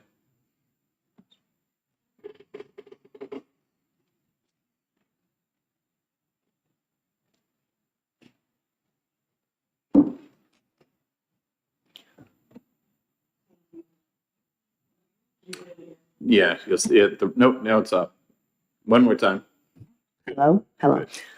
Thank you. Thanks for giving me the moment to testify. I had no plans on testifying, but the more I sit here and listen to folks, I want to share a different could you share your name? experience. Oh, I'm sorry. My name's Janelle Hall, and I'm here as a mom of 2 grown adult females. But I just want to share a personal thing, whether it's precisely to these bills. It's just another reflection to think about. And by the way, I am in strong opposition of all 3 of these pieces of legislation being introduced. I can relate to the trans community as a woman of color, as somebody growing up with a Black father and a white mother, who also went through the whole separations of bathrooms and segregation. Growing up in the suburbs of Boston and not being identified by being white or Black and never fitting in, right? So moving to New Hampshire, now I'm less than 2% of the population. So I can relate to the trans community in that capacity. But I also wanted to share that my 2 daughters, who grew up in Sandown, who went to dance in Chester, danced for 15, 16 years at one facility where they had both boys and girls in the classroom, in recitals. Granted, okay, these children were children, they were boys and girls, but my point is they all danced together, they all practiced together, they played t-ball together, it was co-ed, right? We're so hyper-focused on this trans community, and I think we just need to sit back and think about all of us, and we're all humans, and we all need to coexist in this world. And I just wanted to, like I said, I wasn't planning on testifying, but I wanted to share a different perspective of being a woman of color and never being identified as a woman. Like, are you white or are you Black? I feel like we're going backwards with this whole bathroom situation. And I just ask that you all ITL these bills. Thank you.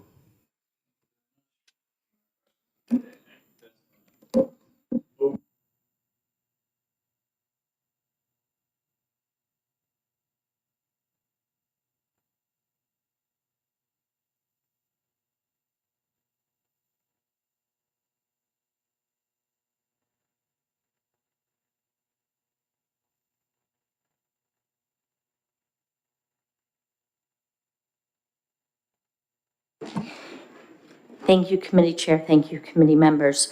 As I said, my name is Roseanne Chester. I am a member of the community of Bedford. I played in an all-boys football team growing up. I fought like crazy to have that right to do so. We made accommodations so that neither the boys or I felt discriminated against or uncomfortable. That being said, I understand why they didn't want me on their team. But I also mentioned that I am a mother of a trans child. This trans child, she is, well, she was born XX. She identifies as male. For most people, she would pass as a male, a male individual. She uses men's bathrooms. However, she would never attempt to use a urinal. She would feel unsafe. She uses the stall. She feels unsafe in men's bathrooms with heterosexual men. Okay? I'm just going to call her M, okay? Because I have a hard time with the pronouns, and I want to appreciate her pronouns. M had a necessity to take my grandchild into the bathroom. The grandchild is 4. M refused to take that child into the man's bathroom. It's a female child. Refused to take that man into the man's bathroom. Tried to make sure that the woman's bathroom was empty, and then had the 4-year-old go into the woman's bathroom by themselves. M was approached by an individual that identified as trans and was accosted because they didn't have the courage to take their minor child into the woman's bathroom. This trans individual didn't know that they were talking to another trans individual. The bottom line here is this has become, I agree with the last presenter as far as this has become such a ridiculous, hyper-sensitive situation. We had someone originally say there's less than 0.05% of New Hampshire are trans.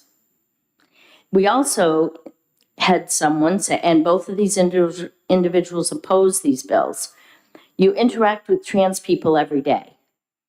Now, if our population is 0.05%, I highly doubt we interact with trans people every day.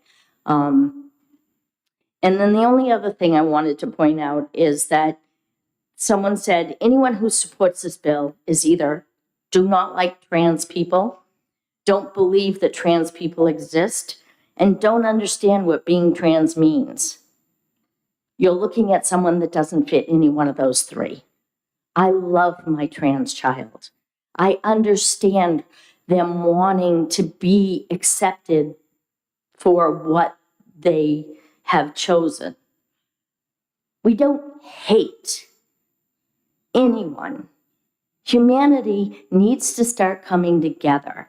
If we had a little less attacks and a little less opportunity to be polarizing, if we could start coming together, a lot of these individuals in here, I wouldn't have assumed that they were trans. It's not my job.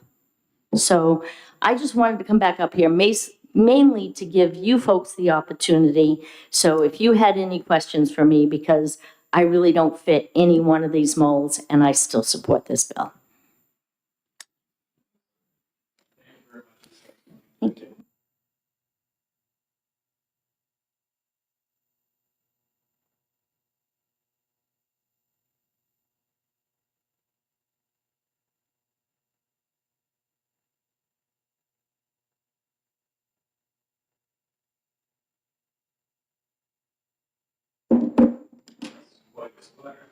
You like that? Yeah. Love boxes. All righty, my name is Nancy Brennan. I'm from Ware. I am against these bills. There are women, too many women, I'm afraid, who have been physically and sexually assaulted and traumatized. The Epstein files, the men, including our president, who get away with sexual assault, the horror of the Sununu Center. No wonder some women are afraid. Statistics show us over and over again, though, that it is men who are assaulting women, usually men known to them.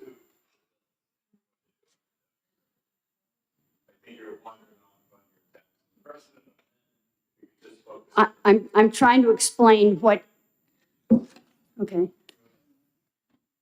You know, I have for years been sending you and collecting statistics and studies. And I brought them today because sometimes when there's a question, I look something up. My testimony is about how unfortunate it is that we have, that we have people who use the trauma of women, real trauma, to go after transgender people. But science and history show us gender is real, and both sex and gender are more complex than we once thought. To say there are only two genders is to say the earth is flat. Science teaches us, and we learn, and we move forward. There's a study, and I reference in one of the things I'm going to give you, that shows that transgender brains in some ways more closely align with the cisgender brain of the gender they know they are than of the sex they were assigned at birth.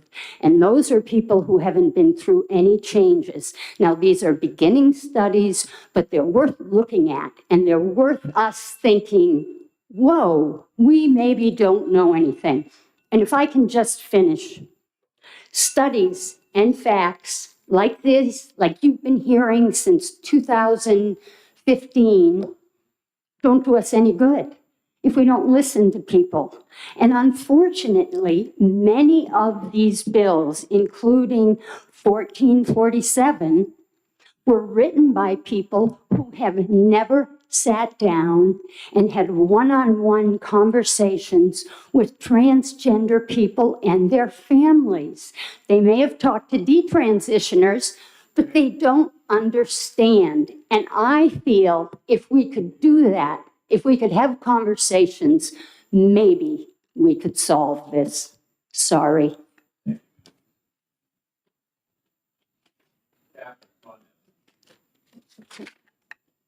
Can I just, as she's coming, can I give you? Okay.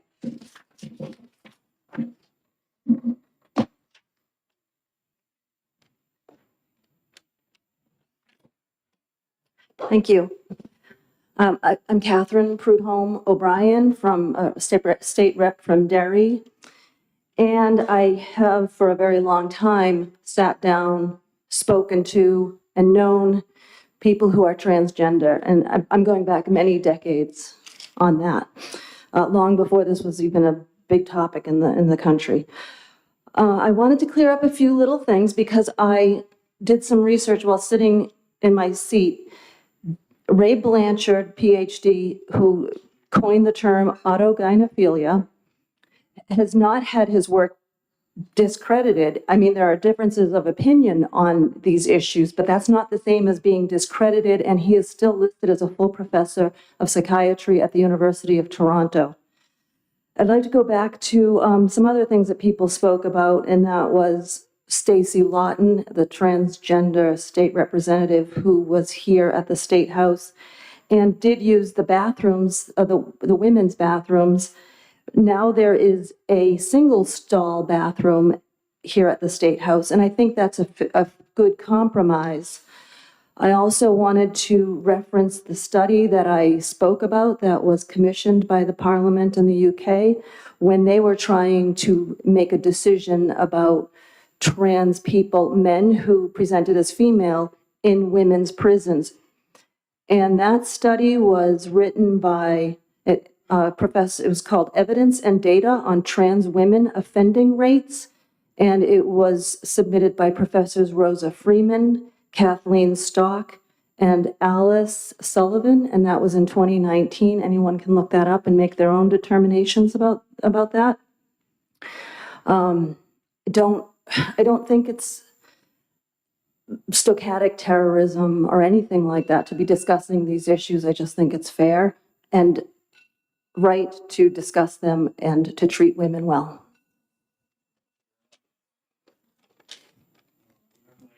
Are there any questions?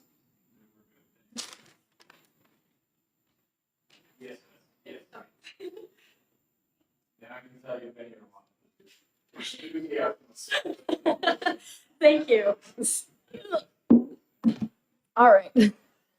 Good afternoon again. Thank you for letting me speak. My name is Grace Mack. I am a resident of East Hampstead, and I work for Turning Point USA as a field representative. I came back up here to speak again because after hearing a lot of other people's testimonies, I am even more concerned about these bills being passed for a variety of reasons. One of those reasons being that I heard multiple people state that you can be a trans person without getting any of the hormone therapy.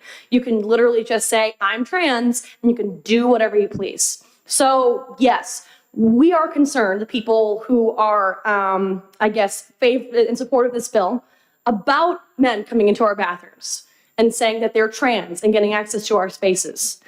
And as Representative Mazur said when she was presenting her bill, that is happening. That's happening with young boys, it's happening with teenagers, and it's happening with grown men in the Granite State. And we cannot run from it. We can't pretend like it's happening because it is, just because it's not getting the media coverage it deserves. And to also hear these bills be referred to as fear-mongering and terrorism disheartens me and infuriates me a lot. Because, like people have said, we're not trying to be hateful. I did theater for 10 years, maybe not 10, but almost there. I've talked to and met plenty of transgender people. I've been friends with them too. This bill is about protecting girls' bathrooms and not letting feelings get in the way of facts and not letting people's feelings get in the way of science.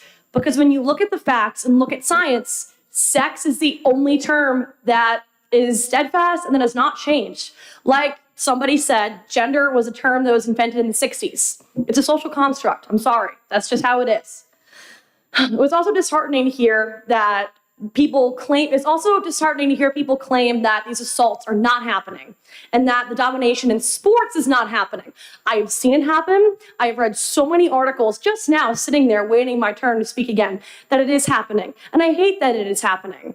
And I want these bills to be passed in the Granite State because, like other people, I love it here. I want to spend the rest of my life here. I want to have a family here. And I hope that these bills get passed. And I also hope that we can find a solution for the people who are in opposition of this bill to make them feel comfortable and to provide them with their own spaces. Thank you. Thank you very much. No questions. All right, thank you. Thank you. Ma'am, do you want to go again? The white gloves, blazer. Nope. Yep. That would be you. You're the only. Yep. No, you're all set. Oh, you were the prime. Okay, it's been a long day. Okay, so I'm not giving you another shot. Wait, yeah. No, please. Thank you. Only if you have, only if you have said, no, you've won 2 or 3 times. Only if you have something new and short and sweet. Go ahead. Ty Thompson, Nottingham, New Hampshire. Returning again, I would just like to call the committee's attention, call your attention to the UCLA School of Law Williams Institute brief published in 2025 related to research on the overall safety and privacy in public restrooms and other gendered facilities. Williams Institute scholars conducted studies in Massachusetts and nationally that assessed empirical evidence of impacts on safety and privacy in restrooms as a result of the enactment of non-discrimination laws that protect transgender people's ability to use restrooms according to their gender. They utilized data from criminal incident reports on safety and privacy violations related to assault, sex crimes, voyeurism, etc. in restrooms, public locker rooms, and dressing rooms. They found that incidents of safety and privacy violations in these spaces were rare. There was no significant change in privacy and safety violations across matched localities during the time period of the surrounding enactment of non-discrimination laws. There is no evidence that privacy and safety in restrooms changed as a result of transgender people having, by law, access to restrooms and other facilities in accordance with their gender identity. So this is, the study goes on, and there's an awful lot of talk about feelings, and when people are saying like transgender people aren't real, it's just all feeling. The reverse of that is things are going to be bad that are going to happen because I feel, right? Like I feel unsafe, I feel worried, I hear a voice, it doesn't sound like I expect I feel. So I do think that there is some relevance to looking at data relative to what is actually happening. And this is one example of a matched pair sample study that shows that having access to gendered spaces that align with your identity do not increase harm objectively to the people surrounding. Thank you very much. Okay, come on down. You were the most anxious. You were working your way up. Good to see you again. Hello, good evening. Amy Teravecchia with 603 Equality. I wanted to speak to some of the things that I heard from other folks testifying and some of the questions I heard from the committee members earlier. I heard State Rep mention about the history of having sex segregated bathrooms, and they are correct. They were started in the late 1800s as a response to the Industrial Revolution and women entering the workforce. A fun fact, because I'm a history nerd, is that these bathrooms are actually called restrooms because women were thought to be the frailer sex and too delicate to work a full 8-hour day without having a space to rest. It was not about women's safety and privacy as we think about it today. It was based in misogynistic worldview. So I wanted to kind of highlight that history. Gendered restrooms only started in response to the Industrial Revolution, women entering the workspace in mill buildings, and then later in the 1940s during World War II, that was amplified. Before that, we had single-sex restrooms. The other thing I wanted to speak to is that I think I was the one that mentioned earlier that I speak to transgender people every day as part of my work. So I do hear overwhelming concern. I do hear and see how they respond to this, this legislation, but also to the discourse around it. It does take a toll when you consistently hear people attack your humanity. Because I work with transgender people every single day, I am a registered lobbyist. That's why I wear an orange badge. And we have a bunch of grassroots supporters that work with us. I'm not working for a big organization, but I want to give voice to the hundreds and thousands of people in the state of New Hampshire who cannot make these committee hearings or do not feel safe to do so. I'm happy to take any questions.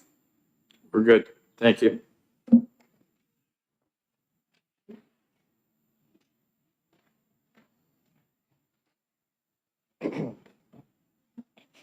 Alrighty. You're my favorite because you don't read anything, so. I did. Go ahead. I didn't even bring my laptop. I'm going off my kind of prepared responses. And I wanted to address a question that Senator Altshuler had about the mental. You just need to introduce yourself one more time. Yep. Yeah. Scott Files from Thank you. Somersworth. Thank you. I can speak to the mental health effects that the rhetoric, the legislation has had on me personally.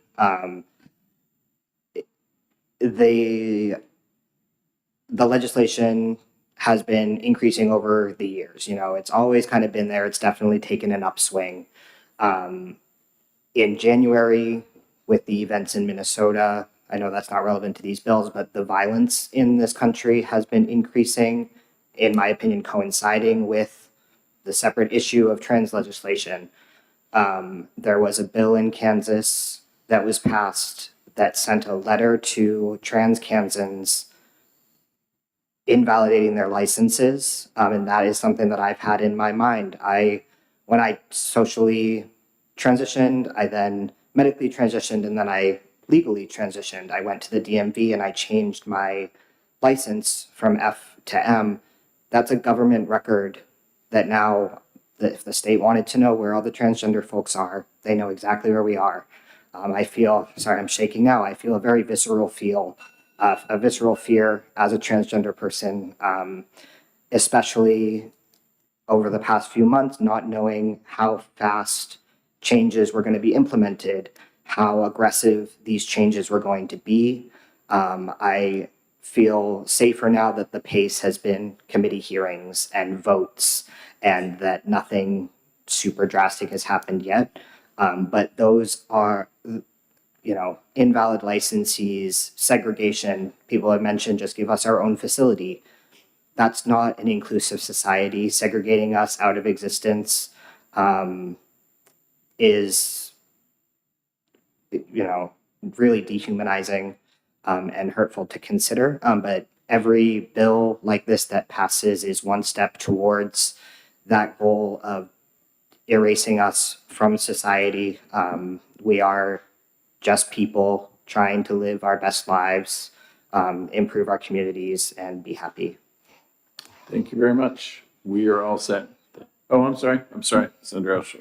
Thank you, Mr. Chair. Thank you for taking my question. And heard a lot of talk about what it means, a lot of talk about transitioning from people who haven't transitioned. And could you clarify if a social transition is equally as valid as a medical or a surgical transition?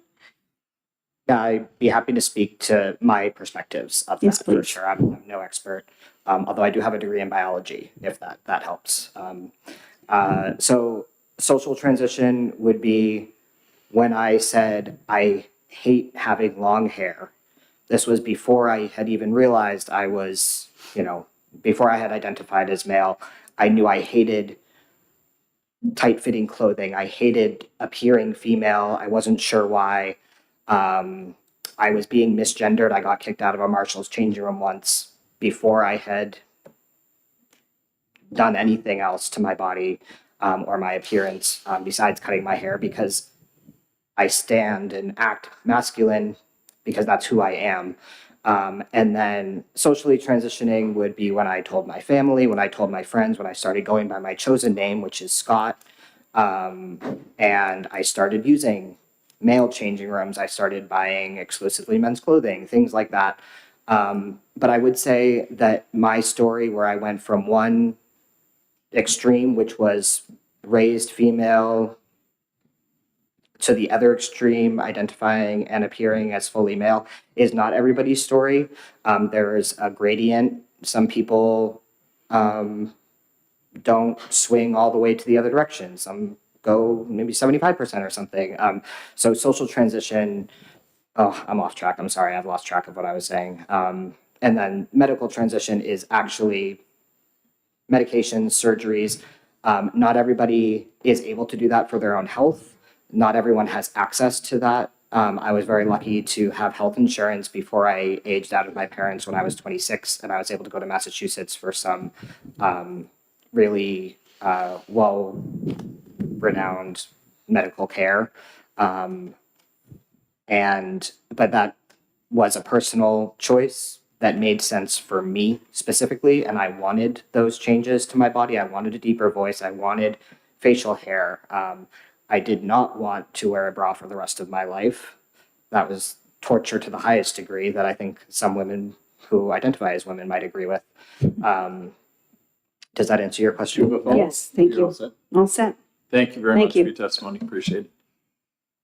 Yes, sir. Let him go. He's older.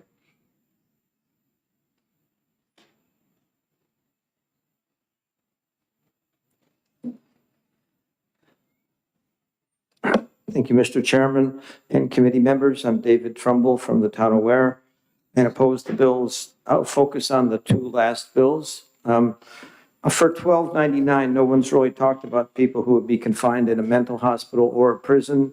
As far as the mental hospital goes, under our state statutes, RSA 135C56, it's a fundamental right to treatment, and then Section 57, they have the right to consent to treatment. Forcing a transgender woman to go into a men's ward at a mental hospital would be counter to their identity, so it would be counter to their treatment. And that's called a fundamental right under state law. I don't think that you can have that section of the law and be consistent with serving people and their needs. As far as prisons go, the studies have shown that trans women in a men's prison or jail are 13 times more likely to be the victims of sexual assault. 40 to 50% will be raped. That would obviously put you in conflict with the Eighth Amendment prohibition against cruel and unusual punishment. So nobody had brought those issues up. A general comment would be this, which is having attended these hearings in the House and the Senate so many times, I think if a constituent were to ask you, so what do you think after hearing all these hearings and testimony? I think a fair-minded person would say that trans people are just like everybody else. They're respectful, they're decent, they're intelligent, they're dignified. They come in and provide testimony, even though the bills are going to take away their civil rights. They come in with dignity and respect. So if anything, rather than being fearful, I would think that the testimony over all of these hours would make a reasonable person say, we don't need these bills. Thank you very much. Thank you, sir. Anyone left? Come on up.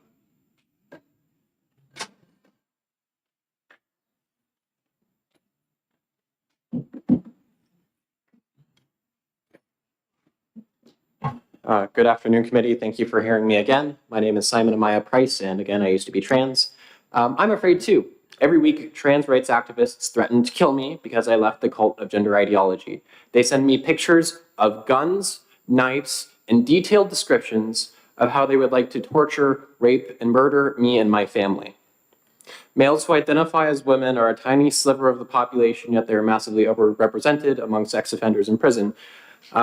When compared to normal men, they're about 10 times as likely to be incarcerated for sex offenses. And when compared to women, it's about 60 times. Studies from the US, of course, the UK, Sweden, and Canada confirm that males who transition retain the male pattern of criminality, especially with violent and sexual crime. As the transgender identified male MMA fighter, Fallon Fox openly bragged, and I quote, "For the record, I knocked 2 out. One woman's skull was fractured, the other not. And just so you know, I enjoyed it. See, I love smacking up turfs in the cage." Thank you very much. I hope you pass this bill. Thank you for your testimony. Anyone else wish to testify, or are we all set? Come on back.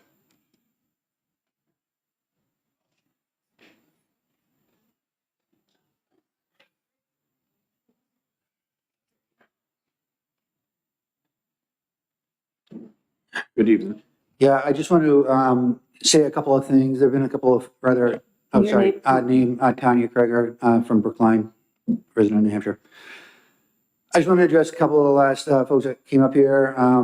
Some passionate testimony happened. I was not expecting TPUSA to be here. Interesting. But the last person that testified did not provide any evidence for people sending guns and threatening emails or texts. So, like, where's the police report? You can focus on your testimony, your experience. So basically my testimony is like, there's a lot of inflamed passions around this, but I think we need to take a step back and just say to ourselves, like, wait, what are we doing? This is a bathroom bill. We're talking about legislating bathrooms. Does anyone remember 10 years ago, before this was ever even a thing? I mean, I know it seems like 1.5 million years between now and then, but this wasn't a thing 10 years ago. And there was still trans people, just as many trans people everywhere. So why is it a big deal now? Because it's a political football. We're getting kicked around and passed around for political expediency, to make points, and for some people to get clicks and likes. So that's where I stand on it. I think we need to put this thing down. It's ridiculous. Thank you. Thank you for your testimony. We're all set. So is everyone all set? Oh, you want one more shot? Okay. Come on back. Just be careful.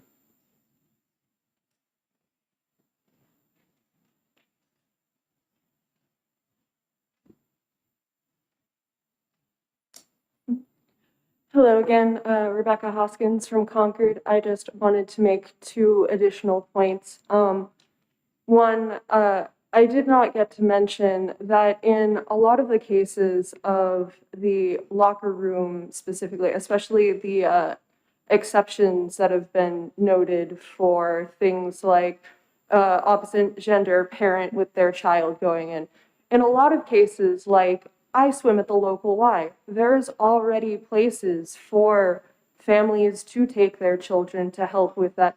A lot of these communities already have things in place. There's no need for legislation like this. And also, I did want to answer the question about social transition as a gender non-conforming person. I am also a disabled person, and because of that, I am not doing any type of medical transitioning. For me, social transition is all I have. And it is just as valid. For me, my gender identity is a bit different every day. Some days I want to wear the most beautiful dresses. Some days I want to dress up in my three-piece suit.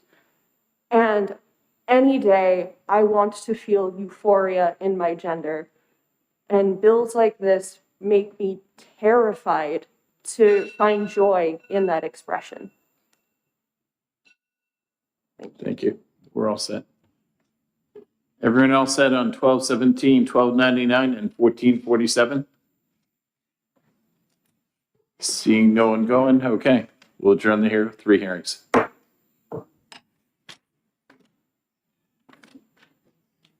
Thank you, Brendan. Oh, 6 minutes later, I could have got you a pizza. Maybe we should reopen and call if you're back. Actually, I don't want pizza. That's right.